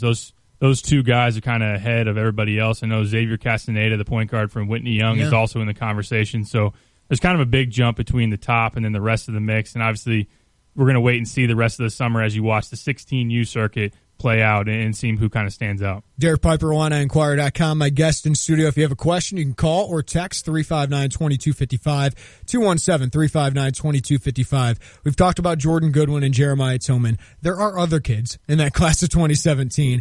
But before we get to them, DeMonte Williams and Javon Pickett are committed in this class. I know DeMonte had a little bit of an injury, but would you hear about those guys when they were playing on the spring circuit? Yeah, I got to see DeMonte in Indianapolis, and his grandmother died, so originally he wasn't going to come, and then he came on Saturday, and he was pretty impressive. I know there was some talk that in the first UIBL session he wasn't aggressive enough. He's still trying to fit in with Justin Smith and Jordan Poole, guys who like to take shots, and we know DeMonte's been known to be a little bit passive. Yeah. Just really didn't have it. But he was pretty impressive. Had around 15, 16 points in both of the two games that he played. Hit some threes, made some plays, played more aggressive. And Dave Williams, who's my boy from Peoria, he's always, like a cattle rod on DeMonte, trying to get more out of him. And I thought you saw that with DeMonte.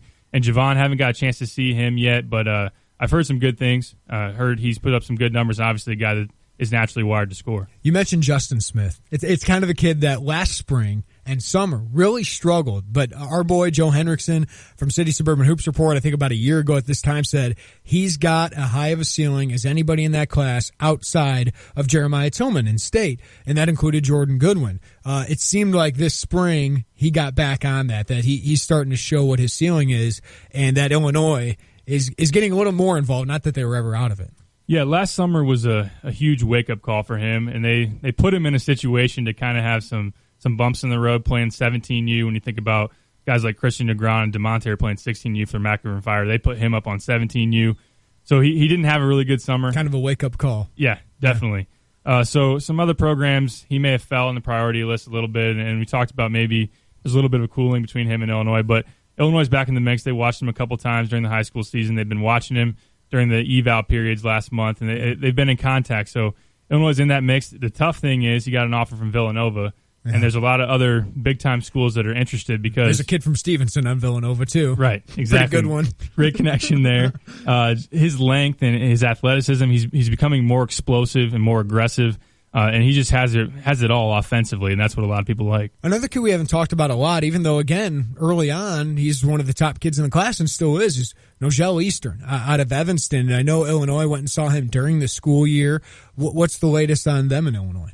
Yeah, he had a couple of schools. I believe 7 schools came in for visits during the contact period. Illinois was one of those.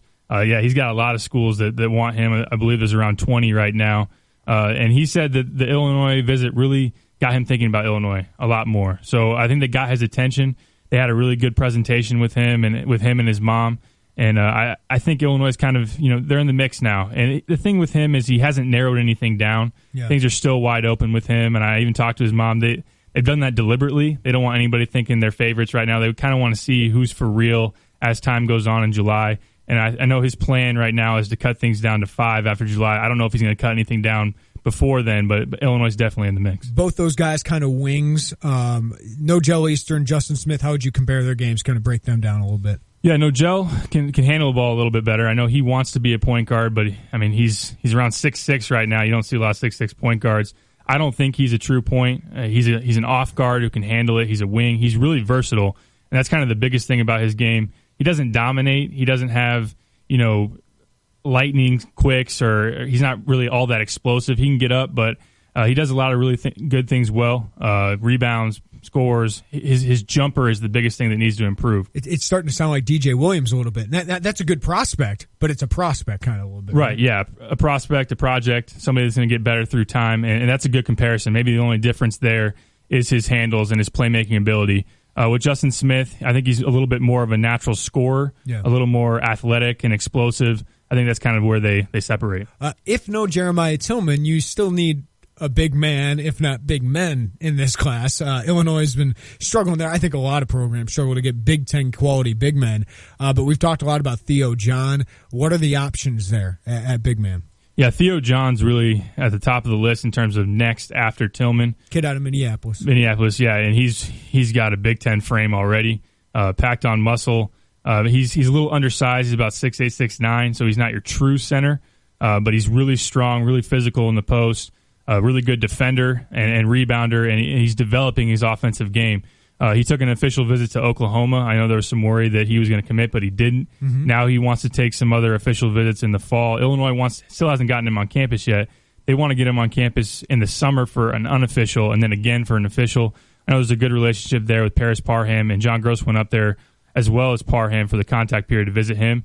Also in Minnesota, there's a lot of good players up there. Yeah. Jericho Sims is a guy that they really like. He's starting to blow up a little bit. He is. He just got a Texas offer and a Florida offer. He's really athletic. He plays with D1 Minnesota, same AAU program as McKinley Wright, which is a point guard prospect that Illinois is going after from Minnesota. And then also Mayan Kerr, who's down in Florida. He's from Australia, so he's hopefully going to be my mate someday. There you go. But, unlike Harry Frawling. Yeah, he runs the floor. He's skinny and lanky, but he runs the floor. He blocks shots. He's athletic, and he can play above the rim. Need one of those. Definitely. I mean, Illinois is missing one of those. I mean, I think we saw that last year. Nana Egwu Defenders Club till the day I die. Who took a leap in your mind this spring? Is there a guy like you thought, yeah, I like him, but now you're like, I really like that guy? Well, obviously, I mean, Jordan Goodwin probably took the biggest leap of anybody. That's a good question. I hear good things about Terrence Lewis. Yeah. Like he's really starting to, kind of certify himself as a possible top 100 prospect. Yeah, haven't gotten a chance to see him yet. He plays on the NY2LA circuit, but heard a lot of good things about him. Obviously, he's got pro-style length, 6'6". He can rebound. He's got great hops, and he can really shoot the ball. He shot around 50% from three up in Milwaukee this past season. Justin Smith probably fits in that same conversation where you think about where he was last summer and kind of how he's blown up this spring and the offers that he's gotten. So he's probably in that same conversation. Anyone take a step back? Like, does anyone leave you wanting a little bit right now? I think you probably look at Christian Negron. I know he had a good weekend last weekend in Fort Wayne, but a guy on the EYBL circuit wasn't really scoring. That's kind of a hole in his game right now, and I know he's trying to add perimeter aspects to his game. He wants to be able to switch from a small forward, power forward, be able to do both and add more versatility, but his jump shot still needs work, and that kind of has to keep the defense honest. And they're giving him space right now. Obviously, he's athletic. He can rebound. You love his motor. But I think that he's the guy that you still want to see his offensive game take that next step. Talking Illini Hoops with Derek Piper, IlliniInquirer.com. Alonzo Verge, I hear he's coming back. Proviso West maybe this year, spent a year down in Florida. Update us on him, because he was one of the top 5 guys in this state just about a year ago at this time, had an Illinois offer. What's the latest on him? he's a hard guy to track. When you think about where he was at Willowbrook, then he goes down to Florida, doesn't even finish out the season, and he comes back to Proviso, now thinking about Proviso West, still hasn't declared where he's going to go to high school next year. There's no questions about his game. I mean, he's athletic, he's electric with the ball, can score at a really high level. The thing is, changing high schools, had some things off the court at Willowbrook. There aren't any programs going all in on him right now, and he's a talent that you would think the program. Yes, exactly. But there's some questions. There's more questions than answers with him right now, and his recruitment's kind of at a standstill because of that. I'm thinking about Charlie Moore because Evan Gilliard, did he commit today? I don't know. There was a report that he committed to Dayton, which wouldn't surprise us, but it seems like that was retracted and just kind of left alone. But Evan Gilliard is a 2017 kid that we've talked about on this show from Simeon, about a 5'9" point guard. If you've watched Illinois State play, he reminds me a lot of Paris Lee, only he's kind of playing at sophomore Paris Lee level, kind of as a junior at Simeon. So I think he's got a little bit higher of a ceiling. But I'm kind of interested in him because I think Illinois needs another point guard. They can't just go without another point guard, if they don't get Charlie Moore. Now, if they land Charlie Moore, don't worry about Gilliard. If they land Trent Frazier, don't worry about Gilliard. But how much would Charlie Moore affect next year's team? How much would he help right away and affect next year's team? I think he could help right away. Just when you think about the point guards that Illinois has had and their inability to score, you really only have to guard 4 guys out there when Jalen Tate's on the floor. Khalid Lewis was able to score a little bit here and there, didn't finish around the basket that well. Really just takes their offense to another level. And as I said before, allows John Gross to kind of play that style of play that he talked about when he got hired here. Yeah. The style of play that he played at Ohio, hasn't been able to play it. So I think you have 3 point guards. Yeah. you can play 2 of them at the same time. Yeah. You have that luxury. You have a guy that can score it, and then you put Jalen Coleman-Lands on the wing. You got Malcolm Hill. If you get Kendrick Nunn back, that point guard that can score and create and play in transition, that's big time. Yeah, I mean, if you think back, like if they had Quentin Snyder the last 2 years, they make the NCAA tournament those years. Yeah. That's what a point guard can do for this team. If you got any questions for Derek, you can call us up at 217-359-2255, or you can text the Cheap Hour text line, same number, 359-2255. Steve is in Effingham, has a question for Derek. Go ahead, Steve.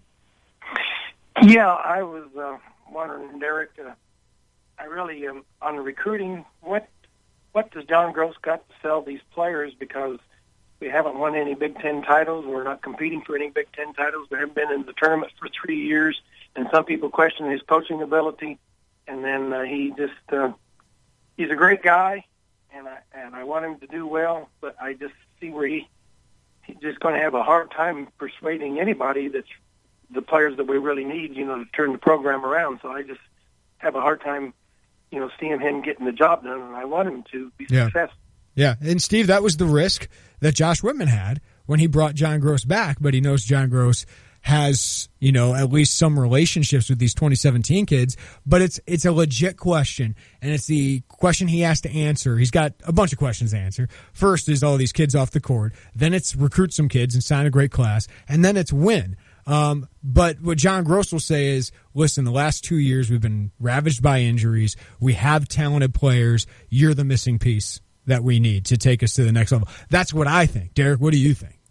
Yeah, I definitely think that has to be the sell right now, and obviously that's important to win next year. I know there's been a lot of talk of, well, who do you line up in 2017 to make it okay to not make the NCAA tournament? I don't know if that's really a question in Illinois fans' minds right now. So, yeah, obviously They have a lot of talented pieces. We even talked about it. We talked about last year how those pieces have gotten better, and I think you're looking for big strides out of guys like Jalen Coleman-Lands, Michael Finke, and you have a guy like Malcolm Hill who could be maybe even Big Ten Player of the Year. And if you get a point guard like that, if you can't win with that, yeah, then you're not here anymore. Right. I mean, you need to win with what you have because he has gotten some good pieces. It's about but there's so much up in the air. It kind of goes back to when we start. LaRon Black. How many games does he miss? How does that affect the team? Kendrick Nunn, if he is back, how many games has he gone? How does that affect the team? Is Thorne here? Is there a Merrill Holden here? Is Charlie Moore here? If everything goes right, all of a sudden the momentum could really switch to Illinois. if Kendrick Nunn is back, misses some games, but Illinois is able to win without him, Charlie Moore comes here, Jordan Goodwin decides to give you a commit early fall, all of a sudden, you have real momentum. Will it happen? I have no idea, but it's still a possibility at this point. Yeah, all of a sudden you're not talking about missing NCAA 3 straight years. You're talking about going to the NCAA tournament 3 straight years and beyond, really setting that bar, and obviously the momentum, like you said, with those talented players. And a guy like Malcolm Hill is going to be a big loss after this next season. If Kendrick Nunn comes back, it's a big loss. But if you're able to get a guy like Charlie Moore, if you're able to get that 2017 class to where you want it to be, like you said, Jordan Goodwin, Coleman Lands and Finke are going to be pretty good players. LaRon Black could be a really good player. Yeah, you're talking about an annual Big Ten contender right there. Yeah, I mean, that's legit talent. And Gross has gotten some talent. We just didn't get to see a lot of it last year because of the injuries and everything else that was going on with this program. When we come back, there was something that happened in college football last night. I got to get your take on this. But if you have a question for Derek, you can call us up, 217-359-2255. That's 359-2255. It's the Tay and J Show.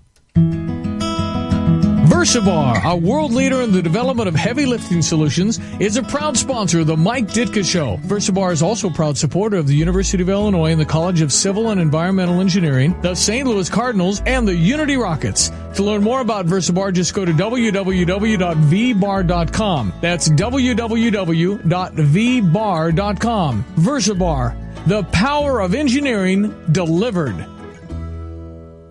There's nothing better than a beautiful garden full of flowers for your mom on Mother's Day. The Muhammad Seymour Ag Supply Store and Greenhouse has all of your needs for the gardening season. Come pick up some plants from our sales on May 6th, 7th, and 14th. If you buy $50 in feed from the MS Ag Supply Store, you get $50 in free plants. All proceeds benefit student scholarships. Our plant sale goes from 8 a.m. till noon on May 7th. We will also be featuring our annual Ag Show. Come out and see the U of I Birds of Prey, a dunk tank, crafts, and much more. We are located across from the field house at the Muhammad Seymour High School. You can also check us out on Facebook. What better way to brighten up your home with lovely flowers? Join us at Muhammad Seymour High Ag Supply for our plant sale behind the high school. Help support student scholarships on May 6th, 8:30 a.m. to 7 p.m. and 8 to noon, May 7th and 14th. Also bring your family to Muhammad's Ag Show on Saturday, May 7th from 9 to noon for a petting zoo. Our feed store is south of the football field. We are proud to carry many brands from Purina to Kent. When you stop by and purchase $50 in store products, you will receive $50 of free plants. And like our Facebook page to stay updated on our monthly deal.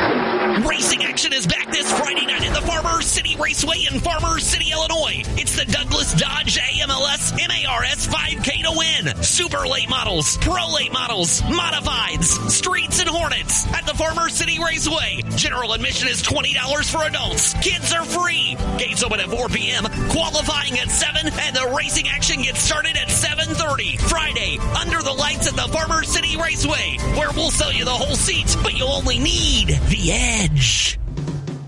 Brick's Wood-Fired Pizza in Champaign isn't your typical pizza joint. Their dough is made fresh daily, only with the best ingredients, sauce, and cheese. Stop in Thursday evenings for $5 glasses of wine, paired perfectly with roasted butternut squash pizza, with a sage pesto base, goat cheese, and mozzarella drizzled with honey, and a Brick's specialty, freshly made bruschetta, topped with house-made mozzarella served over focaccia toast. Bricks also has hot and made-to-order sandwiches along with freshly made salads and pastas. For dinner, make it Bricks Wood-Fired Pizza at the corner of Neal and Devonshire in Champaign. Spring has arrived at Gander Mountain, America's firearms supercenter.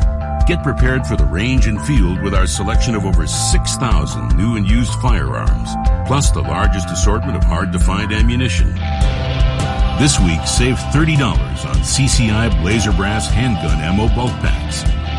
And save $100 on the Beretta 92 FS handgun. We live for this. We live outdoors. Gander Mountain. Legends Golf Course and Driving Range in Southwest Champaign offers something for golfers of all levels. The 9-hole executive course is great for anyone seeking a quick round of golf at an affordable price. Check out league nights, schedule a private outing, or your company's next team building event. Junior players can learn the game through camps while honing in on their skills in a fun environment. Relax after a round in the newly renovated clubhouse while catching up on golf tournaments or baseball on one of their 6 televisions. Legends Golf Course and Driving Range. Visit them at legendsofchampaign.com. The spring fishing season is finally here, and it's time to gear up at Gander Mountain. All you need to do is throw out the first cast. This week's deals include everything you need to make this the best season yet, with special offers like a free $20 gift card with purchase of any Lew's fishing items $99.99 or more, And save $75 on Humminbird Helix 9DI GPS after rebate. We live for this. We live outdoors. Gander Mountain. Game Day Spirit Fan Store has extended stadium sale pricing and now has huge savings in stores and online. Jerseys, tees, headwear, and more are available at prices over 80% off retail. This sale is only available while supplies last, so hurry in today to shop our significantly discounted selection at 1422 South Neal Street or visit GameDaySpirit.com and save now. We look forward to seeing you at Game Day Spirit, the official fan store of the Fighting Illini. Your local independent Pekin Insurance agent is part of your hometown. They're your friends and neighbors. They know you and your community. So when it comes to the right insurance coverage at the right price, you'll want to talk with the folks you can trust. Ask your local Pekin Insurance agent about the affordable insurance coverage for your car, your home, your business, and your family. They'll help you protect what matters most. And you can always count on beyond the expected service and coverage from Pekin Insurance. To find an agent near you, visit www.pekininsurance.com. When you're heading home, Tay and J are on your way talking sports.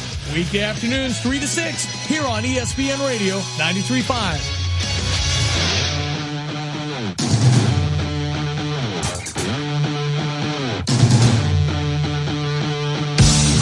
It is the Tay and J Show, ESPN Radio 93.5. Jeremy Warner, Derek Piper in studio with me, IlliniInquirer.com. We're here for 6 more minutes. If you got a question for Derek, you can text us at 359-2255. That's 217-359-2255. You can call that same number. Did you see the Aaron Moorehead tweets on Twitter last night? The former Illini wide receiver going off on Twitter about loyalty, and Texas A&M gets 2 kids that decommit from them. They were probably going to decommit anyway later down the line, and then 2 other recruits said, "There's no way I'm going to Texas A&M." But I like how a coach is talking about loyalty when he's been at 4 places in the last 7 years, and how, Derek, you and I have been in this game. Coaches pull scholarship offers. They tell commits, we don't want you anymore. There's something else better out there. So that's where people blame recruits for not having loyalty. Well, coaches really don't have loyalty either. But what did you make of that whole thing? Yeah, I understand the loyalty part, and obviously with recruiting, you're talking about coaches' livelihoods, and obviously that's how they move up. That's how they build their teams. Programs for future as well. Yeah, and there's a lot of, like you said, on both sides, words passed around, promises that are made that aren't fulfilled. But like you said, coaches are able to just up and leave and leave recruits, commits at those places. If you signed, I know you're let out of those commitments, but it's not a good look for you to do that at that time. It's better off, as most people say, better off just not to say anything. Yeah. Especially if other recruits are going to look at that and be like, well, I don't want to deal with that. Do I want to play for that guy? Yeah. Probably not. No. If he's going to blast me and subtweet me on Twitter, it's just not the way to go about it. Derek Piper, IlliniInquirer.com. Follow him on Twitter at DPiperScout. You're a basketball fan, obviously. The NBA playoffs going on right now, and there's 4 teams, right? There's 4 teams we're actually watching here, and that's Cleveland that just ran roughshod over Atlanta. They're going to come through the East, especially with Chris Bosh not playing for Miami. But what do you make of that team right now? It seems like they're gelling right at the same time, and we know that's as deep of a team as there is in the NBA. Oh, yeah. Yeah, Cleveland is rolling right now, obviously, and playing at a really, really high level. Obviously, you're wondering if Miami can compete. If they had Bosh, yeah, that team has a legit chance with Dragic, Hassan Whiteside. They get some nice. Pat Riley's done a hell of a job. Yeah. Since LeBron left there. Yeah, I'm surprised how well Dwayne Wade's been playing. He's kind of had a resurgence, just how well he's leading and really taking on the team on his back. But yeah, Chris Bosh is a big loss, but like you said, Cleveland's hot right now. I know my friend is a Cavs fan. Told me back in December, Cavs aren't good enough to win, but I think now they just might be. You're going to be one of the 2 teams, right? Yeah. You're going to be one of the 2 teams because you're better than everything else in the East. And when you have LeBron, Kyrie, Kevin Love, and a bunch of big guys and a bunch of shooters, you're going to have a chance. I don't know if they're going to win. I think whoever comes out of the West will win if they're healthy, but you got a chance. That's all that matters. Yeah, and health's a big thing. We saw it with them last year. They were unlucky enough to have Kyrie go down, and LeBron was kind of left by himself. And he almost beat the Warriors by himself last year. Put on a heck of a performance. I just want to see Steph Curry healthy. I think that's the best for the rest of the league and all the fans. Who are you rooting for? Steph Curry and the Warriors. Yeah, I'm a huge Steph Curry fan. I am too. I love watching them. I think it's probably the Bulls fan in me that doesn't want to see other dynasties, because I was the same way with the Lakers, even though Shaq was entertaining, Kobe was entertaining, but I didn't want to see other dynasties. But I just want LeBron to win one in Cleveland. I don't know why. Probably because he was the anti-hero for so long, and I kind of started rooting for him because everyone else was. But that'd be a really cool thing to see him win one, because it's not like when he signed there, we thought, oh, he'll win one there. Now you look at the Spurs with what they've done, the Warriors, and they're not going anywhere. And if the Thunder stay together, he might not win one in Cleveland. Yeah, I remember, in college I was a Bulls fan, still a Bulls fan. I probably held that too much against LeBron when he made the big decision and kind of hated on him a little bit, honestly. Oh, everyone did. I did too. Yeah. But got to go somewhere to build championships. Kobe and Michael didn't have to do that. There's a part of me, I mean, I have no connection to Cleveland. Some people probably still want to see their fans suffer a little bit, don't want to see Dan Gilbert get a title, and wonder if they'll burn down the city like Cubs fans will probably this October. Let's not talk about baseball, talking basketball. Hey, your Cardinals won 3 or 4 against the Phillies. They beat bad teams. Yes. And the Phillies are kind of solid right now, yeah. at least for now. Mm-hmm. But, your Cardinals are not nearly as good as that Cubs team. The Cubs are insane. What they did to the Pirates was... Man, they're on fire. Now they play the Nationals. I'm really intrigued to see what happens in that series. Not that it means, like, who's going to win the World Series, but they're probably the 2 best teams. Someone tweeted at me today, what's more likely to stay consistent? It was like the Cubs were first in every category. The White Sox were like third in every category. And he goes, who goes longer in the playoffs? I go, the answer is both the Cubs, because they are just built to do that. It's unbelievable what they put together. Yeah, your White Sox have kind of surprised me a little bit. I mean, they've surprised everybody. They made some good additions, obviously. I'm going to enjoy it while I can. You should. I think they're legit good. Are they great? I don't think so. I think they need another bat, but it's been fun to watch, nonetheless. Chris Sale's great. Oh, yeah, he's elite. Not as good as Arrieta, but he's pretty dang good. Derek Piper, IlliniInquirer.com. Thanks. What do you got coming up on the site? Yeah, we got the big Charlie Moore breakdown. I'm breaking down, Illinois sell, what's going for them, what's going against them. It's everything you need to know about that recruitment. I got on pace to reach 2,000 words. Ooh. Trying to put that up by tonight. 2,000 words on Charlie Moore. What else could you want, Illini fans? Keep up the great work, man. I will do. Thanks to Derek Piper for joining me in studio. Thanks to Robert Rosenthal, IlliniBoard.com, for joining me in the 4 o'clock hour. If you missed any of the show, get the podcast, ESPNCU.com, or find us on iTunes. That's all powered by GTPS Insurance. Thanks to our intern today, Jesse Holman, as well. I will be gone until next Friday, taking a little vacay. Baby moon with the wife. Lon and Carp will be back on Monday. Tomorrow you get the best of Tay and J, the best we got to offer. Austin Berkland produced that. So thanks for listening today. If you missed the show, listen to our podcast, ESPNCU.com. Have a great weekend, everybody. Hey, it's me, your house talking. Do me a favor. Go to Lowe's and get a new grill. They have a huge selection, so you could find the perfect one to make our backyard complete. Also, if you could stop scratching your back on me, that'd be great. Make your home happy and go to Lowe's for great deals, like an Aussie charcoal grill, now $39, a $10 savings. Offer valid 5/4 through 5/9 while supplies last. See associate for details, U.S. only.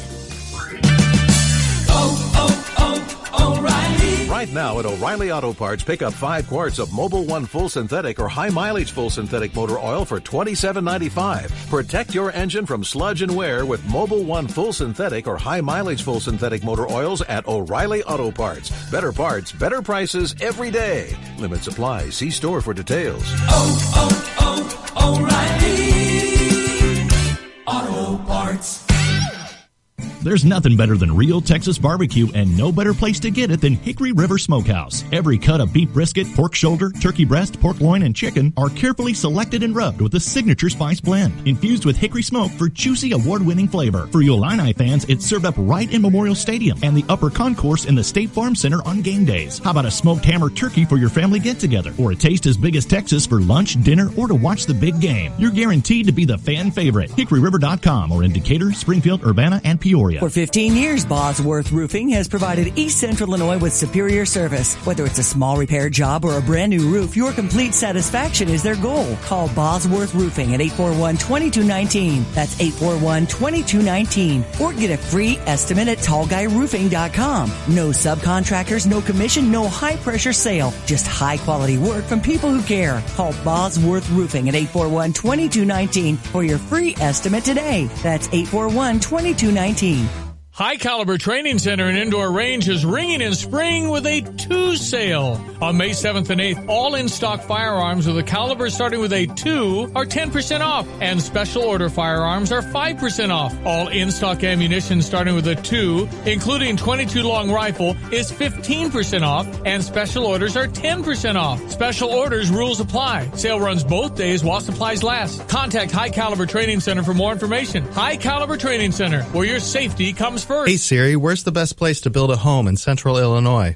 Think Urbana. Think Urbana? If you're thinking about building, you need to think Urbana. Thinking about building a new home? Think Urbana and save up to 60% off property taxes on your new home in the first 5 years. When you build in Urbana, you'll also be paying 0 sales tax on construction materials, and it's easy to qualify. Go to thinkurbana.com for details. Think Urbana is made possible by a collaboration between our local school district, city, county, park district, CUMTD, and Cunningham Township. That's thinkurbana.com. Live from the Habib BPC Studios, this is WSJK Tuscola, Champaign-Urbana, your home for the St. Louis Cardinals.